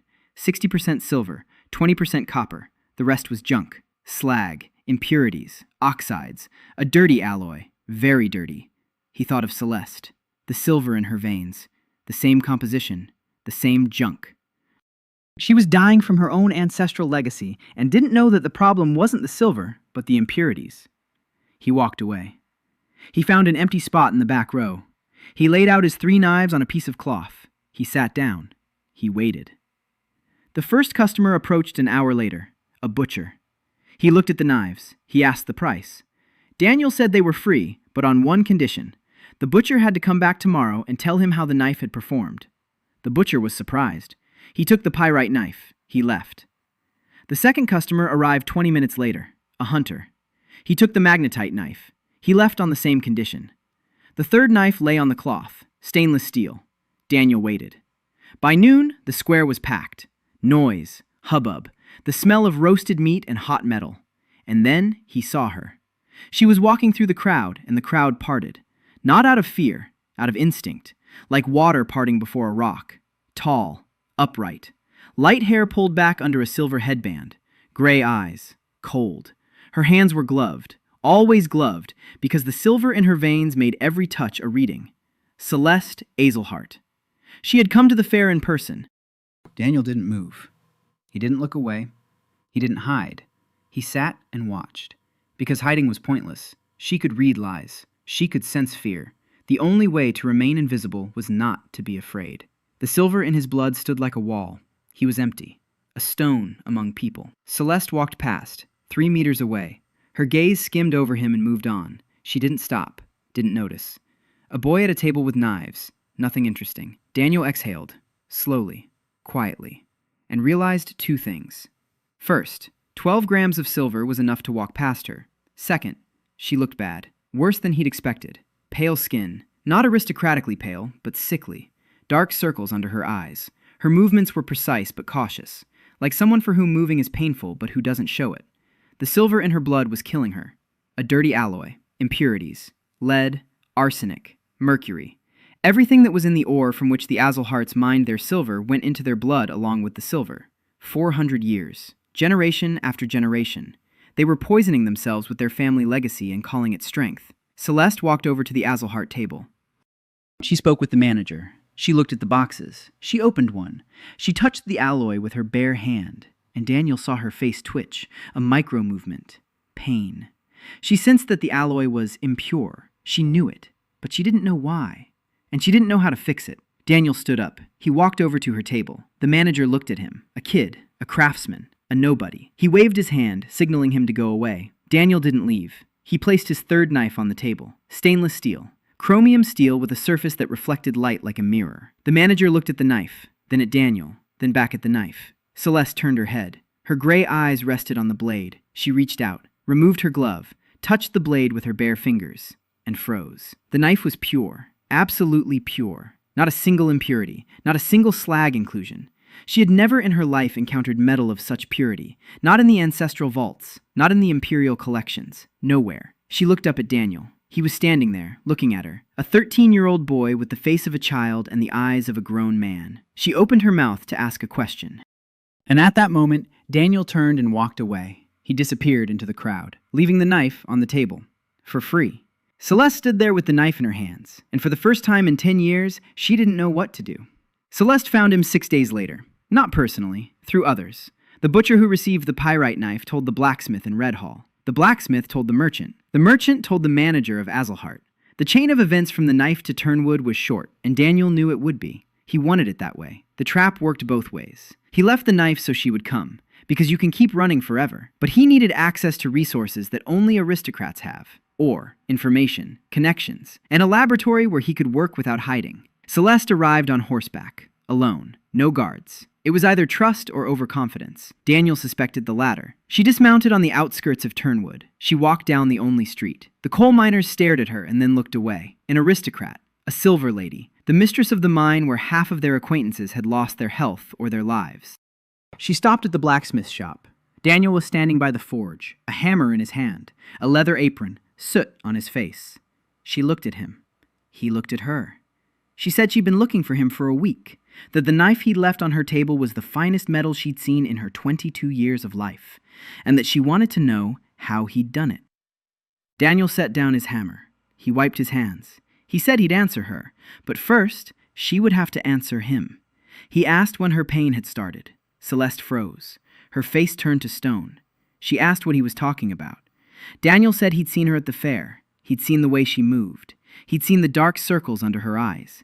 He'd seen her flinch when she touched her family's heirloom silver. He said he knew what was killing her, and that he might be able to stop it. Celeste was silent. A long pause. The wind whipped coal dust down the street. A dog barked somewhere. Then she slipped the glove off her right hand. She held out her palm, backside up. Silver lines were visible beneath her skin, thin, branching like the roots of a tree. And around each line were dark spots, like bruises, like hematomas that wouldn't go away. It was corrosion. The internal corrosion of the silver in her body. The tainted alloy was breaking down, and the byproducts of that breakdown were poisoning the surrounding tissue. Daniel took her hand, without permission. She flinched. Not from pain, from surprise. No one ever touched her without gloves. Never. A touch on her skin was a reading. She read everyone who touched her. She placed her palm on his hand and read emptiness. Nothing. Like a wall. Like a stone. The second time in her life. The first was Werner in the mine, who had reported to her about a boy who was impossible to read. Her eyes widened. She looked at Daniel, at the boy, the craftsman, and she understood. She said quietly, she said it was him. That boy from the mine. The one Werner had locked in the punishment cell. The one who had escaped. The one who had dissolved the silver collar from the inside and pulled out 2 children. Daniel didn't let go of her hand. He said yes, it was him, and that she had a choice, to call the guards and send him back to the mine, or to sit down and listen. Celeste sat down. He spoke for 2 hours. Not about everything. About metals. About impurities. About why the Azulhart family's silver was tainted. About what flotation is and how to separate the valuable from the waste. About how her great-grandmother, her mother, and she herself were sick not because of fate, but because of the arsenic and lead in the silver that had been poured into their veins at birth. About how he could purify the silver in her body, perform a refining process, to remove the impurities, to leave only the pure metal. And then the silver would stop killing her and begin to empower her, as it was meant to from the very beginning. Celeste listened. She didn't interrupt. Her face was changing. The stone mask was cracking. Beneath it was the face of a 22-year-old woman who was tired. Tired of dragging the dying house along. Tired of being sick. Tired of being strong. When he finished, she asked one thing. She asked why he didn't hate her. He had been a slave, in her mine, with her brand on his shoulder. She had come for him as if he were her property. Why was he offering to help? Daniel thought for a moment. He said that hatred was an impurity. It makes the alloy brittle. He's an engineer. He works with what he has. And now she was the material he was working with. Celeste smiled, her first smile, bitter but alive. She said no one had ever called her material before. Then she stood up. She said she'd be back in 3 days, with ore, with tools, and with questions, lots of questions. She left. Daniel stood by the forge and watched her go. Mira came around the corner of the smithy. She'd heard everything. She asked quietly if he trusted her. Daniel said no, but that he didn't need her trust. He needed her resources, and she needed his brain. And as long as it was mutually beneficial, it worked. Mira nodded, but her eyes said she didn't agree, that it wasn't about mutual benefit, that the Silver Lady didn't see Daniel as a resource, but as the first person in 10 years with whom she could be silent. Celeste didn't return in 3 days. She returned in 2, and she wasn't alone. She had a cart with her. The cart was loaded with ore, 5 different types, and tools. Real blacksmith's tools, not homemade ones made from river stones. Hammers, pliers, bellows, an anvil, and something Daniel hadn't expected. A girl. Young, about 19. With black hair and hands marked by old burns from the forge. Celeste said her name was Hannah Lee, the daughter of a blacksmith from the eastern province, a debtor to the Azulhart household. Her father had run up a debt for ore and turned to drink. They were going to sell Hannah to pay off the debt. Celeste bought her out, not out of kindness, out of calculation. She needed a blacksmith for the workshop that would serve Daniel. Hannah jumped down from the wagon. She looked at the smithy, at the clay forge, at the homemade bellows made of goatskin. She looked at Daniel, the boy. She said it was a joke. Celeste said it wasn't. Daniel silently took a piece of ore from the wagon. Magnetite. Black. Heavy. He placed it in the furnace. He pumped the bellows. In 20 minutes, he smelted the iron. He forged a nail. An ordinary nail, but made of steel that rang like a bell. Hannah took the nail. She turned it over in her hands. She tried to bend it. The nail wouldn't bend. She tried to break it. It wouldn't break. She threw it against a rock. The nail bounced off like a ball and rang out. Hannah looked at Daniel with new eyes. She said he'd have to show her how he did it, or she wouldn't leave. Daniel showed her. Not everything. Enough for she grasped the magnitude of it. And Hannah stayed. From that day on, the blacksmith shop in Turnwood was truly up and running. Hannah was the hands. Quick, precise, strong. She forged blindly, guided by the sound of the metal. She could hear when the steel was ready. She could hear when it was overheated. She could hear every flaw. A talent that would be worth millions on Earth. Here, it had been discarded because women aren't accepted into the blacksmith's guild. Daniel appointed her first apprentice, officially, under Borg, under Henrik, under Mira. Hannah said nothing. Then she turned away. Then she snapped that there was nothing to stare at and let's get to work. But her hands were shaking. The first week they worked out the process. Daniel provided the techniques. Hannah carried them out. Celeste brought in the ore and picked up the finished products. Knives, tools, arrowheads, all made of steel that didn't exist in this world. Celeste sold them through frontmen. No name, no coat of arms. The money went to Turnwood. Borg got a new roof for his house. The coal burners got decent tools. The children got warm clothes. At the same time, Daniel began working on Celeste, purifying silver within a living body, a procedure no one had ever performed, because no one knew it was possible. He worked at night. Celeste would come. She would lie down on the wooden table in the smithy. She took off her gloves. She closed her eyes. Daniel placed his hands on her forearms, where the silver lines were closest to the surface, and began to pull. Not the silver, the impurities. Lead, arsenic, microparticles of slag. His body acted as a filter. The poison flowed from her veins through his palms into his body. There, he broke it down into its components. Lead into one pocket, arsenic into another, slag out through his pores. It was painful, for both of them. Celeste clenched her teeth. Sweat rolled down her face. Daniel felt nauseous from the lead passing through his system. After each session, he'd leave the forge and throw up around the corner. 3 weeks, 12 sessions. Celeste was changing. The dark circles under her eyes were fading. Her movements were becoming more fluid. The pain was receding. The silver in her veins went from murky to bright, pure. And with each session, her ability to read grew stronger. Before, she had read emotions. Now she was beginning to read intentions. Deeper, more accurately, further. But she still couldn't read Daniel. A void, a wall, a stone. It annoyed her and drew her in at the same time. A month later, she said one sentence to him. She said she knew who he was. Not a slave boy, not just a blacksmith. Someone else. Someone who shouldn't be here. She said she didn't care where he came from. She told him to keep working. Daniel nodded. And that evening, for the first time, he realized that Celeste Azelhart wasn't just a resource. She was a person. Tired, sick, strong, and impossibly lonely. Just like him. By the end of the 4th month, the workshop was up and running. Orders were coming in. Money was coming in. Ore was coming in. And rumors were spreading too. Rumors about a nameless master in the forest. About knives that never dull. About steel that never rusts. The rumors reached the provincial capital, and one day, Celesta arrived, paler than usual. She said that the Imperial Metal Inquisitor had arrived in the province. She said he was looking for someone connected to the fallen star. She said Daniel needed to disappear. Daniel looked at her, at Hannah, who was standing by the anvil, at Mira, who was sitting by the wall with Theo, at Henrik, who was sorting through ore with his new fingers that no longer hurt. He said he wouldn't go anywhere, that he'd had enough of running, that it was time to show this world that scrap ore was worth more than the family silver, that in 2 months there would be an imperial alloy auction in the provincial capital, and that he would go there. 2 months until the auction. Daniel worked harder than he ever had before, even in the Urals, even working 3 shifts in a row.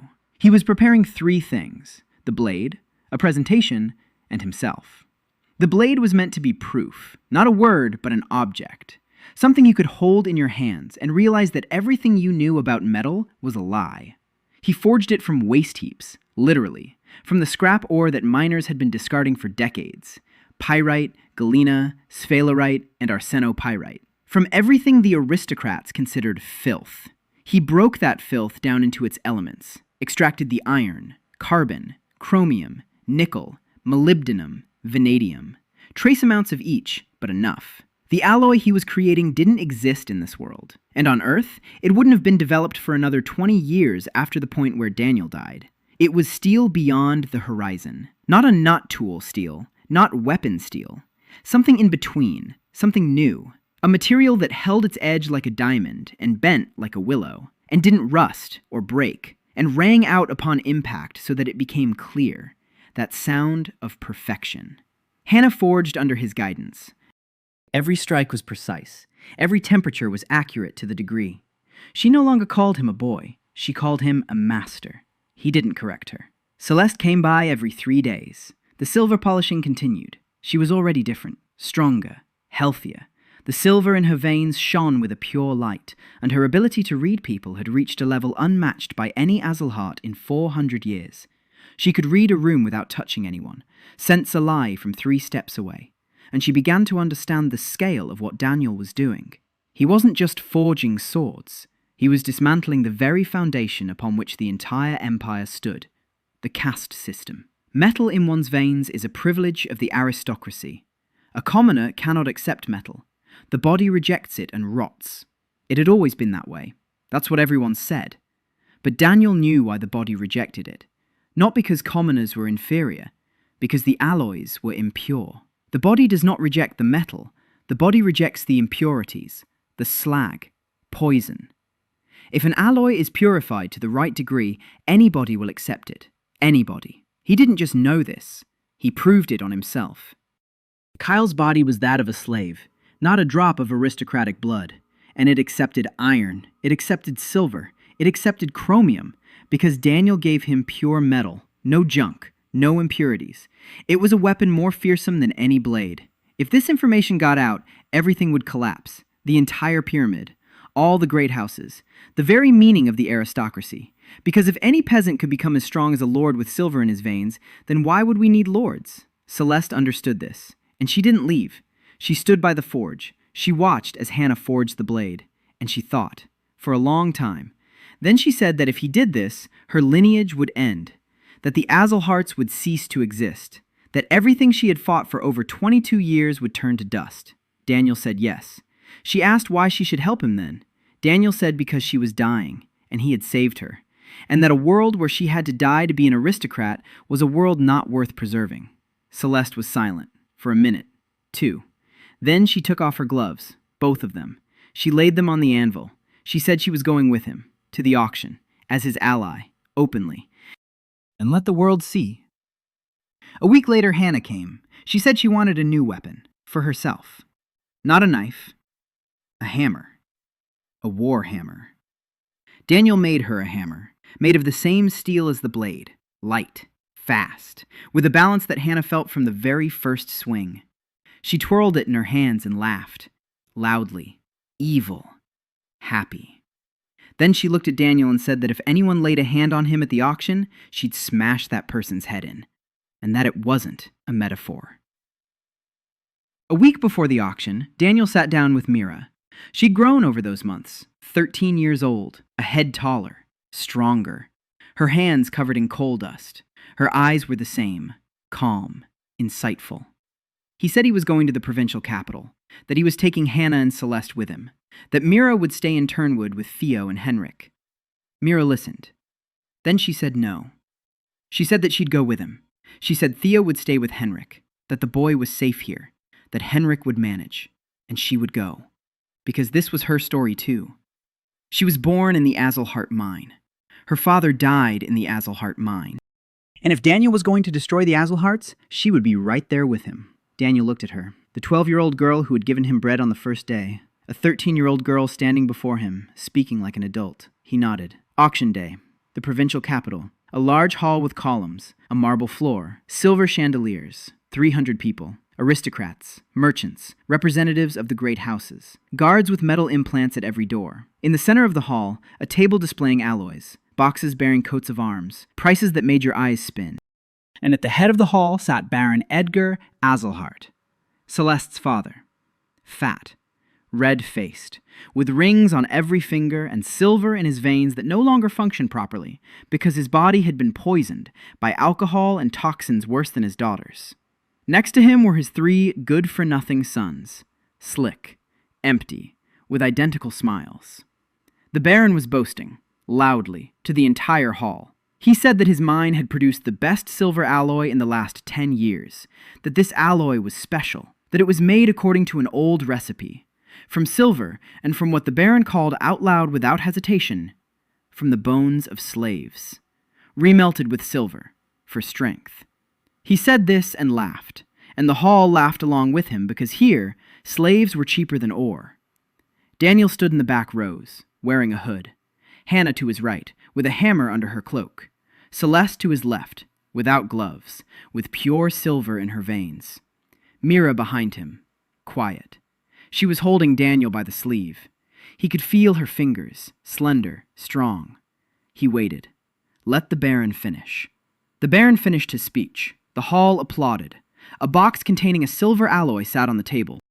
The auction's winning lot, the province's finest alloy, the pride of the Azelhart house, made from the bones of people who didn't live to see spring. Daniel stepped forward. He removed his hood. The hall fell silent. Not because they recognized him, because a boy of about 14 was walking through the crowd of aristocrats as if through an empty room, without fear, without haste, without bows. The guards at the doors flinched. Celeste raised her hand. The guards stopped. The Baron's daughter. She has the right. The Baron saw his daughter. He saw that she wasn't wearing gloves. He saw that the silver in her veins glowed brighter than ever. He frowned. He opened his mouth. He didn't get the chance. Daniel reached the table. He stood before the hall. He looked at the Baron, then at the hall, and he spoke. He said he had come to reclaim his bones. Silence. Absolute silence. The hall of 300 froze. The Baron flushed crimson. His sons exchanged glances. The guards stepped forward. Celeste stepped between the guards and Daniel. The silver in her veins flared, and every guard felt his body refuse to move. Celeste's mind reading worked both ways. She could not only read intentions, she could stop them. Pure silver gave her a power that no Azelhart had possessed in 400 years. Daniel didn't turn around. He knew Celeste was standing behind him. He drew his blade. He placed it on the table next to the Baron's casket. The blade lay there, and light danced across its surface. Pure steel. Mirror-like. Perfect. Next to it, the Azelhart silver alloy looked like a dirty rock by the roadside. Daniel said this blade was made of scrap, from the Azelhart mine dumps, from ore that had been discarded because they didn't know its value. He picked up the blade. He picked up the silver sample from the box, and he sliced it in half, in a single motion. The silver alloy split like glass. The 2 halves fell onto the marble with a clang. The hall held its breath. The Baron leaped to his feet. His face was beet red. He screamed. He called for the guards. He demanded an arrest. He demanded an execution. But the guards didn't move. Celeste stood with her hand raised, the silver pulsing through her veins. Daniel placed the blade back on the table, next to the halves of the alloy, and he said quietly, but so that everyone could hear, he said that this blade was free, anyone could take it, because value does not lie in the object. Value lies in knowledge, and knowledge should not belong to a single lineage. Then he turned to the Baron. He looked at him, fat, red, shaking. Without silver in his veins, he would be nothing. With silver, he was a murderer who boasted about the bones of his victims at a public auction. Daniel reached out, opened his palm, and pulled. Not all the metal in the hall, just one, the silver in the Baron's veins. Dirty, stolen, soaked in the blood and bones of those the Baron had beaten to death in his mines. The silver responded, because it was dirty. Because the impurities within it remembered where they came from. Arsenic from those tunnels where children died. Lead from those veins where the elderly perished. This silver was cursed not by magic but by chemistry. And Daniel was calling the impurities back. The Baron gasped. His body trembled. The silver bro moved through his veins. It didn't escape outward, but it was rearranging itself. The impurities that had held the alloy together for decades began to break away from the structure. The alloy in the Baron's veins was disintegrating. Not quickly, not bloodily, quietly, like rust. The Baron fell to his knees. His hands were shaking. The rings on his fingers had lost their luster. The silver lines beneath his skin paled. He was ceasing to be an aristocrat. The metal was leaving, not from his body, from his very structure. The silver remained, but without the impurities that gave it its magical properties, it became mere silver. Dead, inert, useless. Baron Edgar Azelhart knelt on the marble floor. Just an ordinary, fat old man.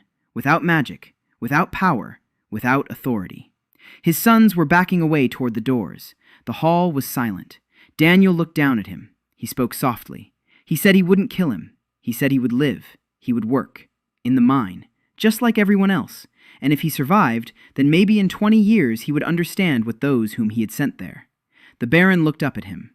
There was no hatred in his eyes, no anger, only terror.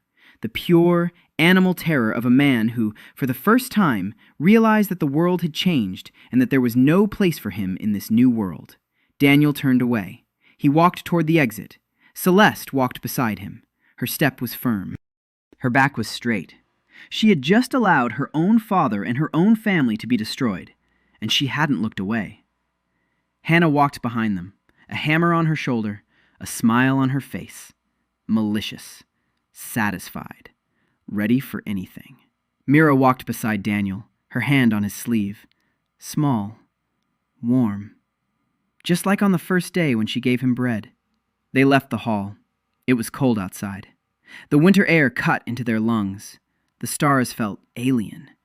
The reddish nail hung over the horizon as always. Daniel stopped. He looked up at the sky. Somewhere out there, other seeds were flying, other meteorites, other worlds where boys coughed up blood in the mines. He thought about it and pushed the thought aside. Later. Right now, this world, these people, this job. Behind him in the hall, there was a deathly silence. And ahead, on the dark street, stood a girl, 17 years old, steel eyes, a body of steel. The daughter of the Metal Inquisitor, Raven Steelshard. She stood in the shadows, watching the boy who had just wiped out an aristocratic family single-handedly. Standing beside her was her father, the Inquisitor. Tall, thin, with metal running through his entire body. He was looking at Daniel, his hand resting on his sword. Raven looked at her father, then at Daniel, then back at her father. And for the first time in her life, she thought that her father might be wrong. That the boy who heals the elderly and makes medallions for sick children and cuts lies in half like silver alloy at an auction might not be the enemy. He might be the answer. Daniel saw them. The Inquisitor and his daughter. He stopped. He looked. The Inquisitor looked back at him. Two people on a dark street. Between them, the winter air and whatever was to come. Daniel didn't wait. He didn't speak. He turned and walked away. Celeste by his side. Hannah behind him. Mira by the sleeve. Henrik is waiting in Turnwood. Theo sleeps with the medallion around his neck. The blade lies on the table in the hall. Free. For everyone. And ahead lay the road. Long. Arduous. The capital of the empire. The girl made of living mithril in the basements. The mystery of the meteorite. The alloy that would allow any person to accept the metal. The end of the caste system. The end of a world where a person is worth less than ore. All of this lies ahead. But right now, Daniel was walking down a dark street, feeling the cold air on his neck, where the collar had been just 2 months ago. His neck was free, and the road lay open before him. He walked on without looking back. 2 months until the auction. Daniel was working harder than he ever had before, even in the Urals, even working 3 shifts in a row. He was preparing 3 things: the blade, the presentation, and himself. The blade was meant to be proof, not a word, but an object, something you could hold in your hands and realize that everything you knew about metal was a lie. He forged it from waste heaps, literally, from the scrap ore that the mines had been dumping for decades, from pyrite and galena and sphalerite and arsenopyrite, from everything the aristocrats considered filth. He broke that filth down into its elements, extracted the iron, carbon, chromium, nickel, molybdenum, vanadium, trace amounts of each, but enough. With alloy he created didn't exist in this world, and on Earth, it wouldn't have been developed for another 20 years after the point where Daniel died. It was steel beyond the horizon. Not stainless steel, not tool steel, not gun steel. Something in between, something new. A material that held its edge like a diamond and bent like a willow, that didn't rust or break and rang out upon impact in a way that made it clear this was the sound of perfection. Hannah forged under his guidance. 16 hours a day. She lost weight. Her hands were covered with fresh burns, but she didn't stop. Every blow of the hammer against the workpiece was calibrated to the millimeter. Daniel stood nearby and listened. The sound of the metal told him everything. Too high a pitch meant it was overheating. Too dull a sound meant there was a crack inside.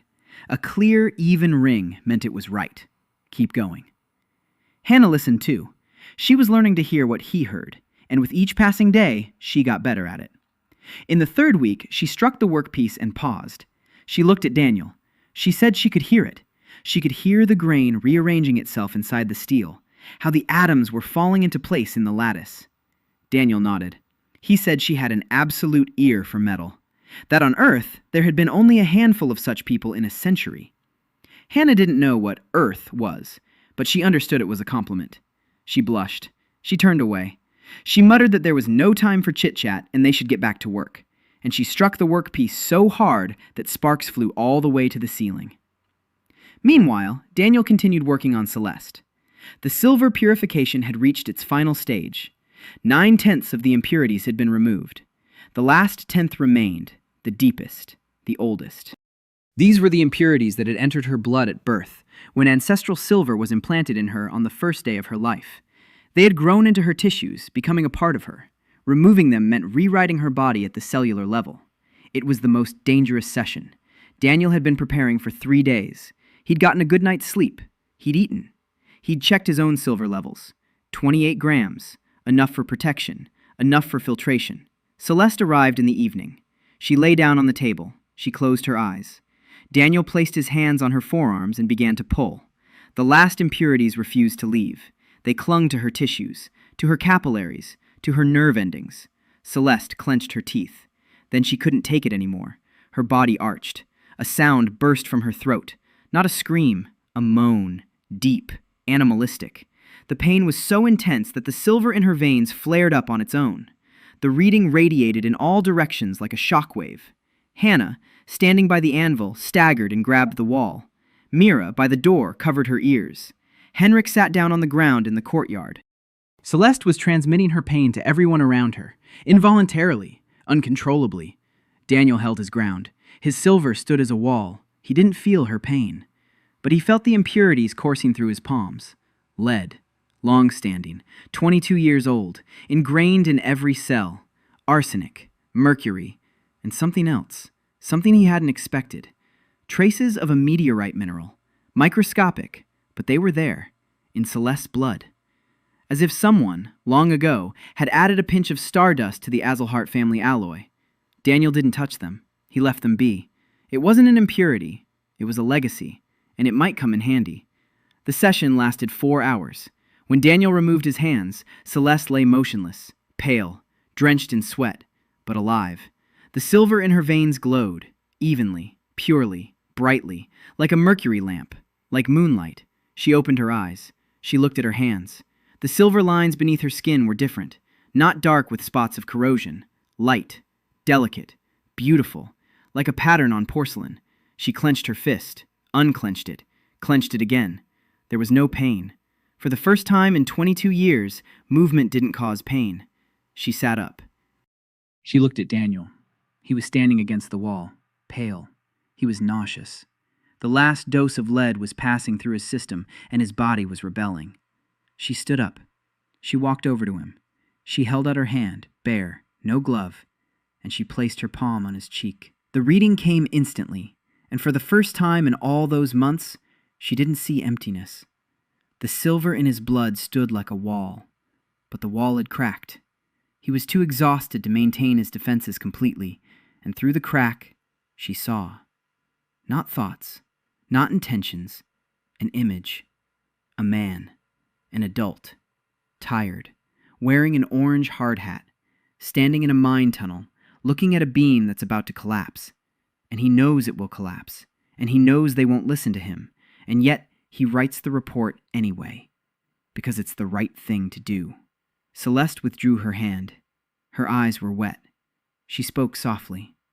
She said she understood, that he wasn't from here, that he had lived before, somewhere far away, and that he died because he tried to save people who didn't want to be saved, just like now.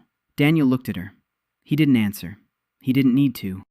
She raised her hand and wiped her eyes with the back of her palm. The silver beneath her skin glinted.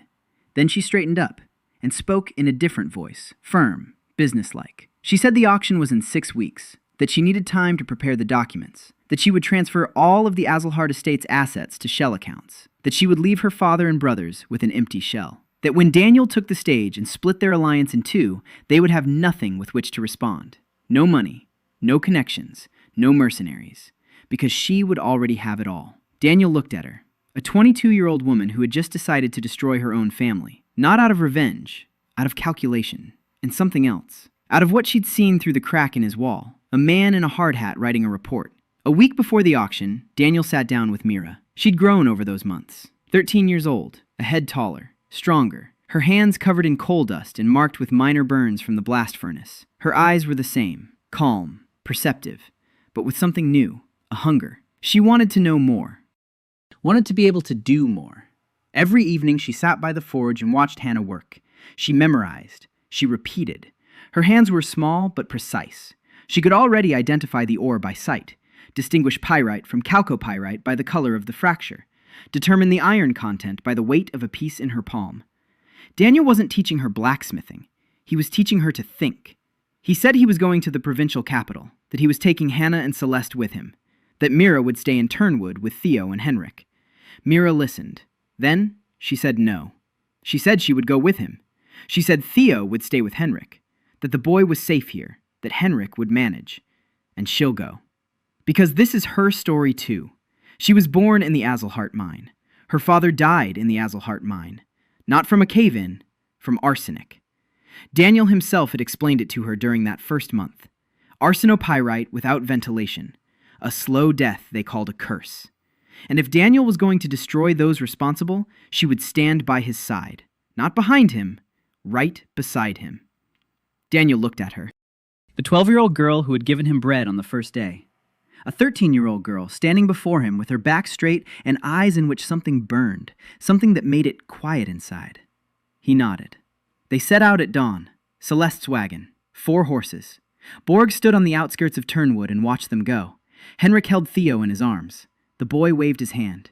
The locket around his neck glistened in the morning light.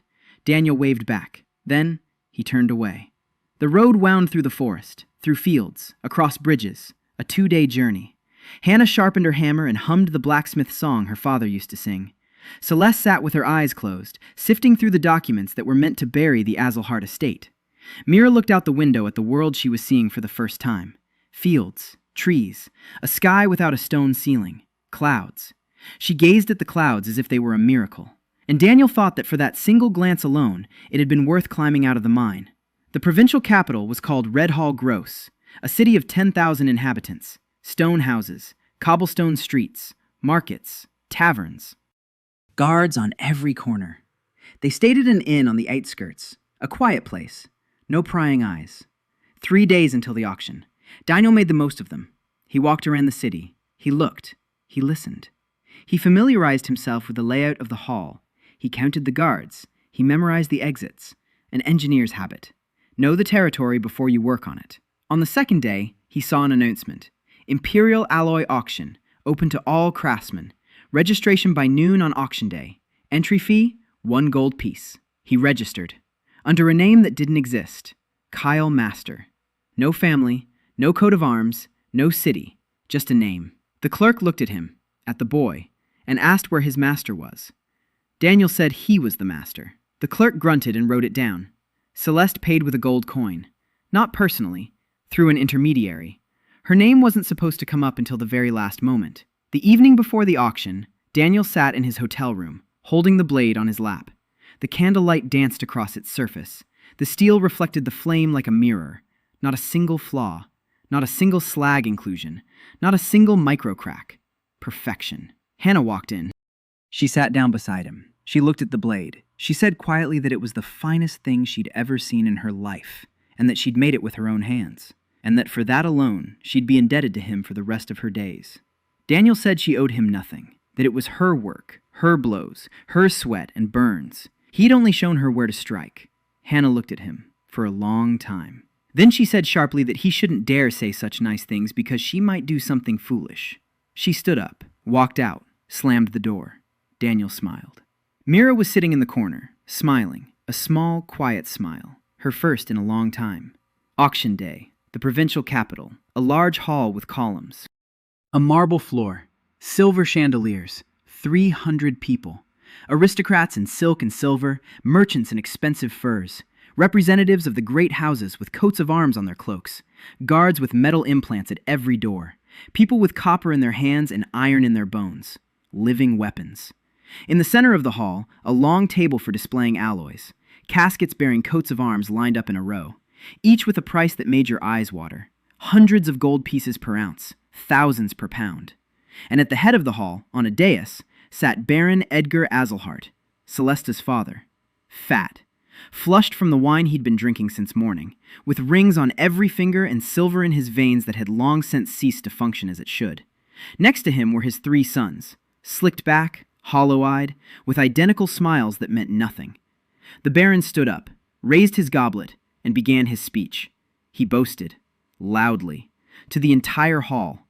He told them that his mine had produced the finest silver alloy in the last 10 years, that this alloy was special, made according to an old recipe. Made of silver, and of what the Baron named aloud without hesitation or lowering his voice, the bones of rebellious slaves, remelted with silver for strength. He said this and laughed. The hall laughed along with him, because here, that was normal. Here, slaves were cheaper than ore. Here, children died in the mines, and that was called the natural order of things. Daniel stood in the back rows, wearing a hood, a blame under his cloak. Hannah to his right, with a hammer under her cloak. Her eyes blazed, and her jaw was clenched so tightly that the muscles in her cheeks twitched. Celeste to his left, without gloves, with pure silver in her veins, calm, ready. Mira behind her, quiet, small. She was holding Daniel by the sleeve. He could feel her fingers, slender, strong, alive. The Baron finished his speech. The hall applauded. Daniel looked at Celeste. She nodded. He looked at Hannah. She bared her teeth. He looked at Mira.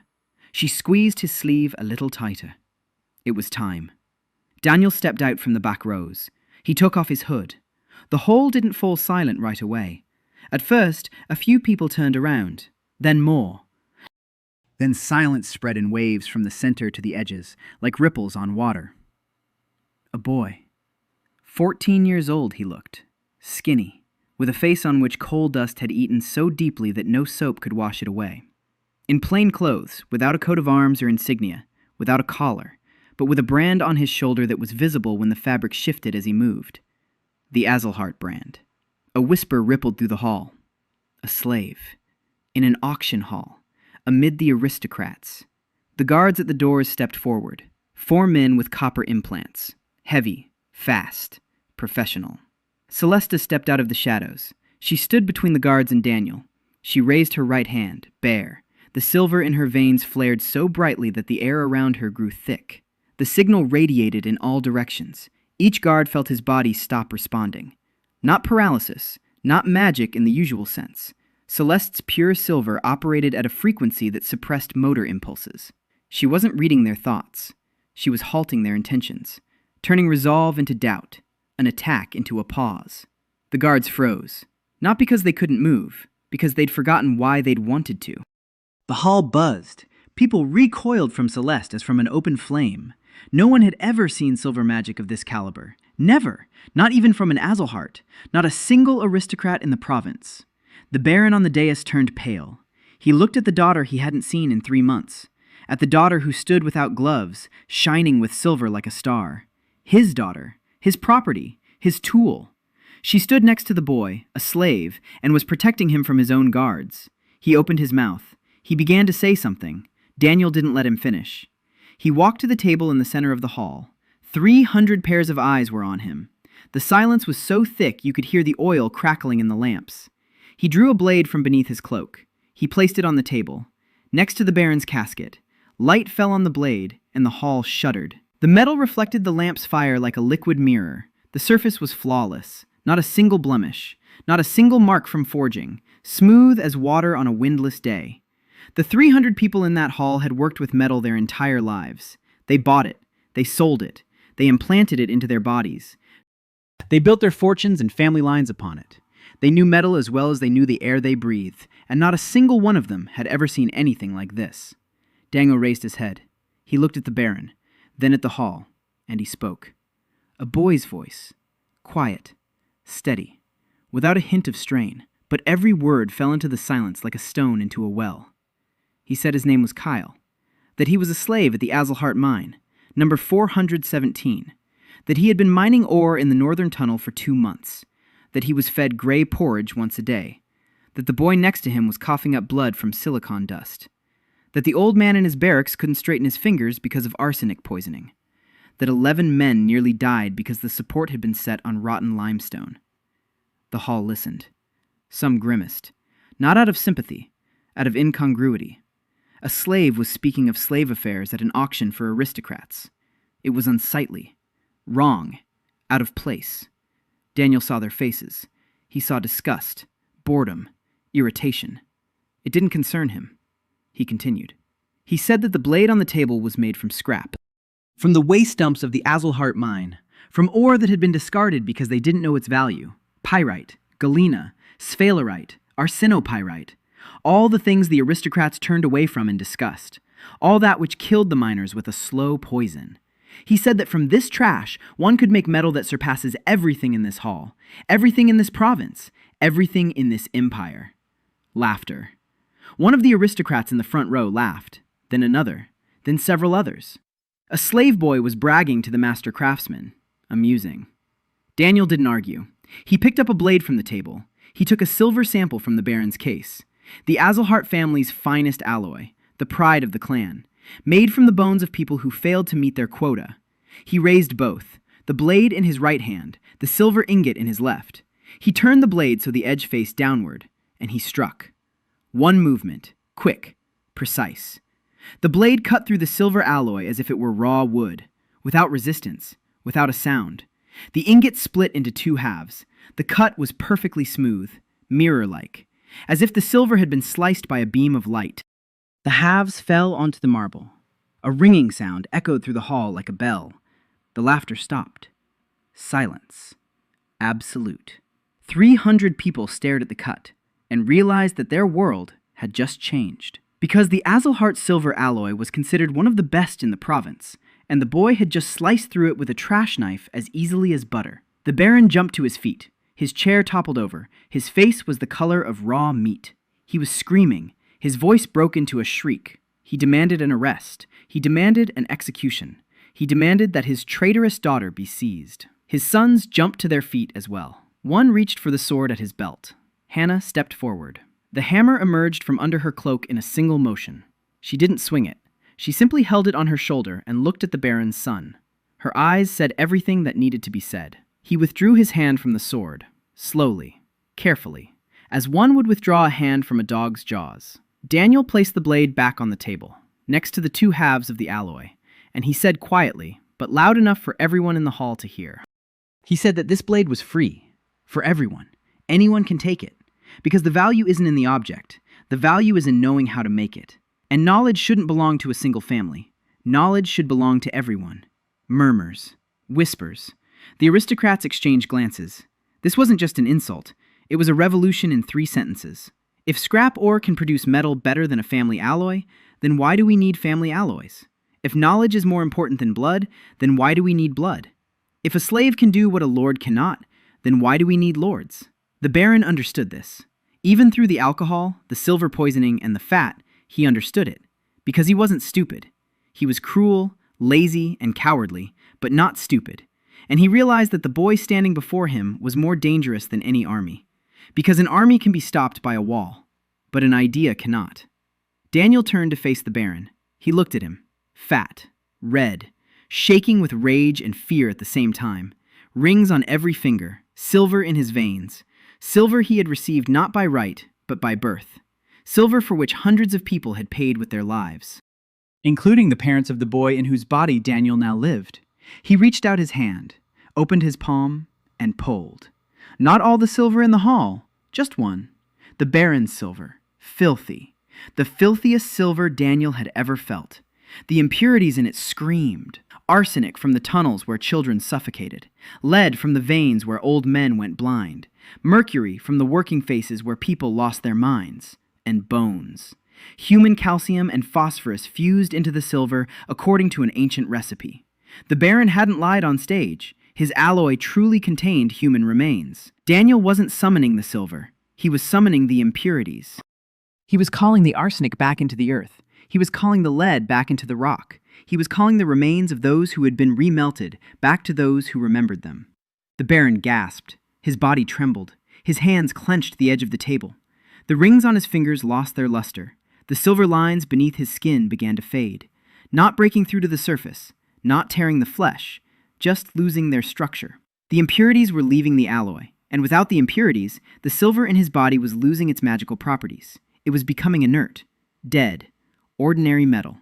The Baron fell to one knee. His sons rushed to him. One grabbed his shoulder, another his hand. The third stepped back toward the wall.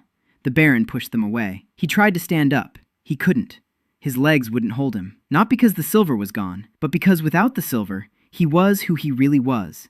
An old man, a drunk, a sick man, a weak man. A man who had spent his whole life hiding behind a metal that didn't belong to him. He looked up at Daniel. The boy stood before him, 14 years old, skinny, with the Azelhart brand on his shoulder, with hands that smelled of coal and iron.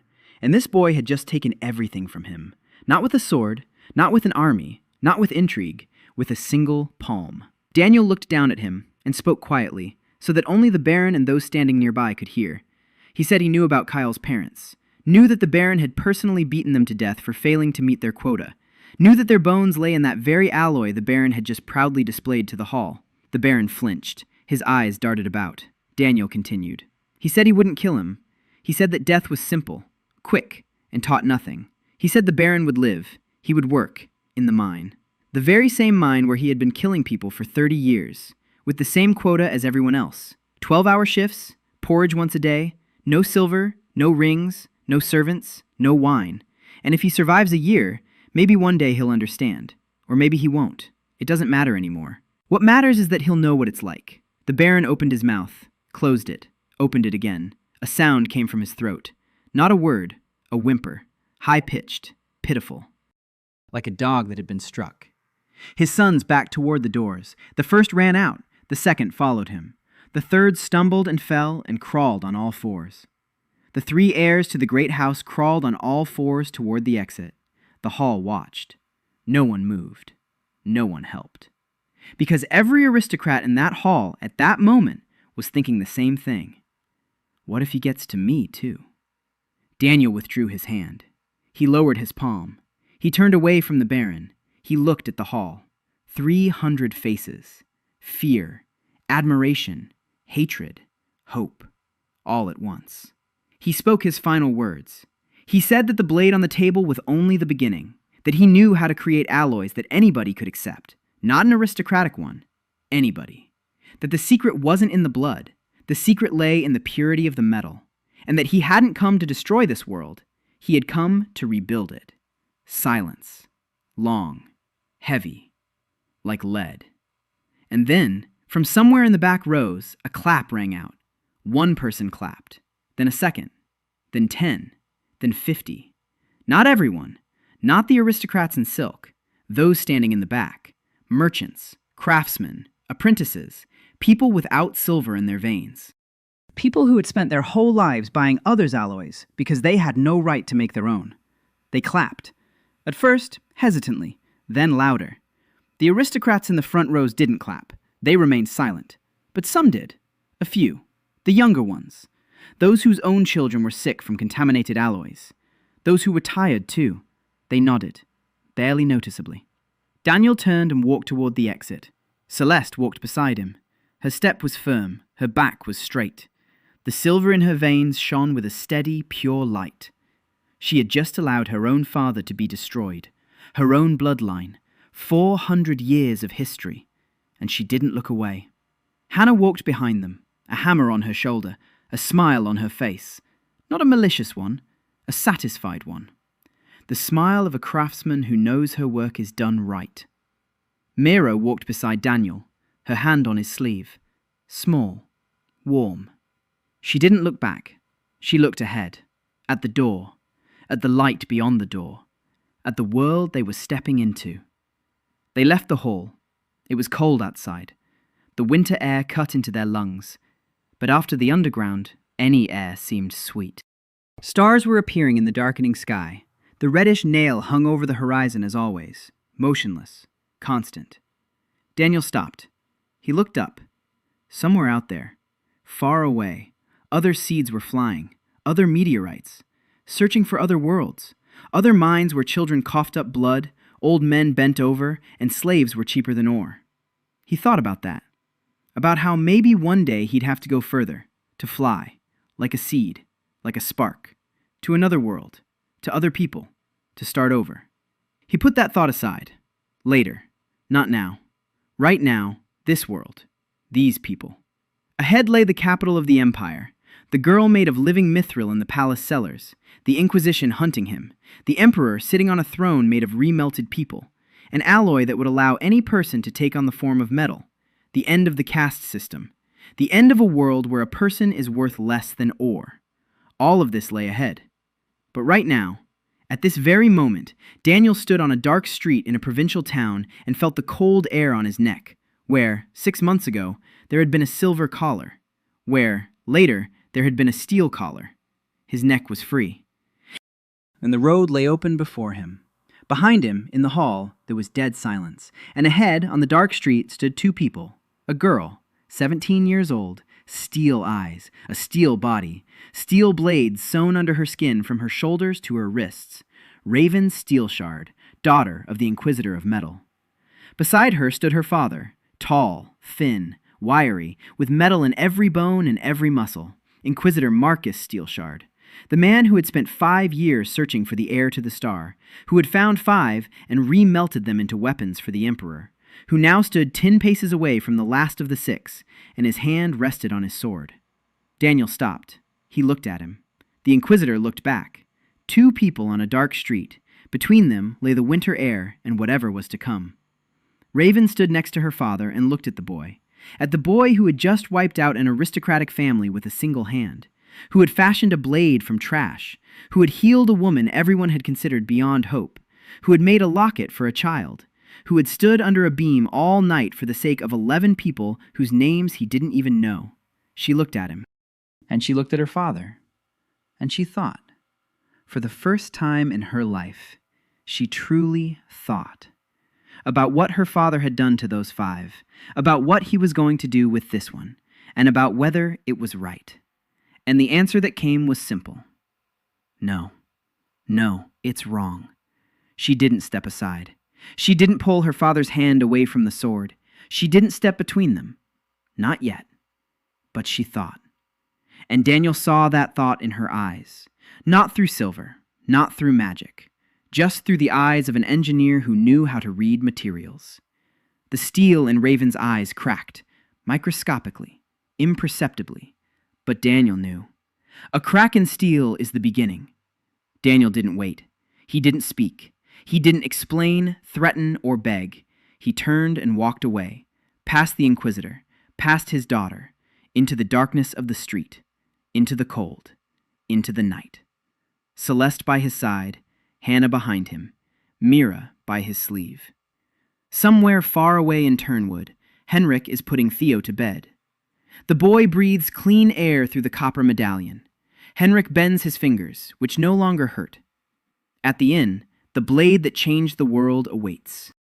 On the auction table lie the halves of a silver alloy that once held someone's bones, and Baron Edgar Azelhart kneels on the marble floor, an ordinary old man, without magic, without power, without a future.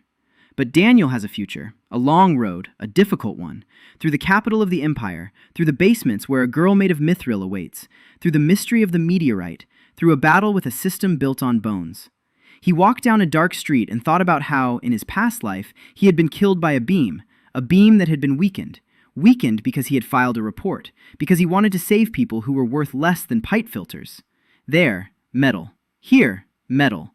There, a person is cheaper than steel. Here, a person is cheaper than silver. The same war, the same tools. Only now the tools are better, and he's not alone.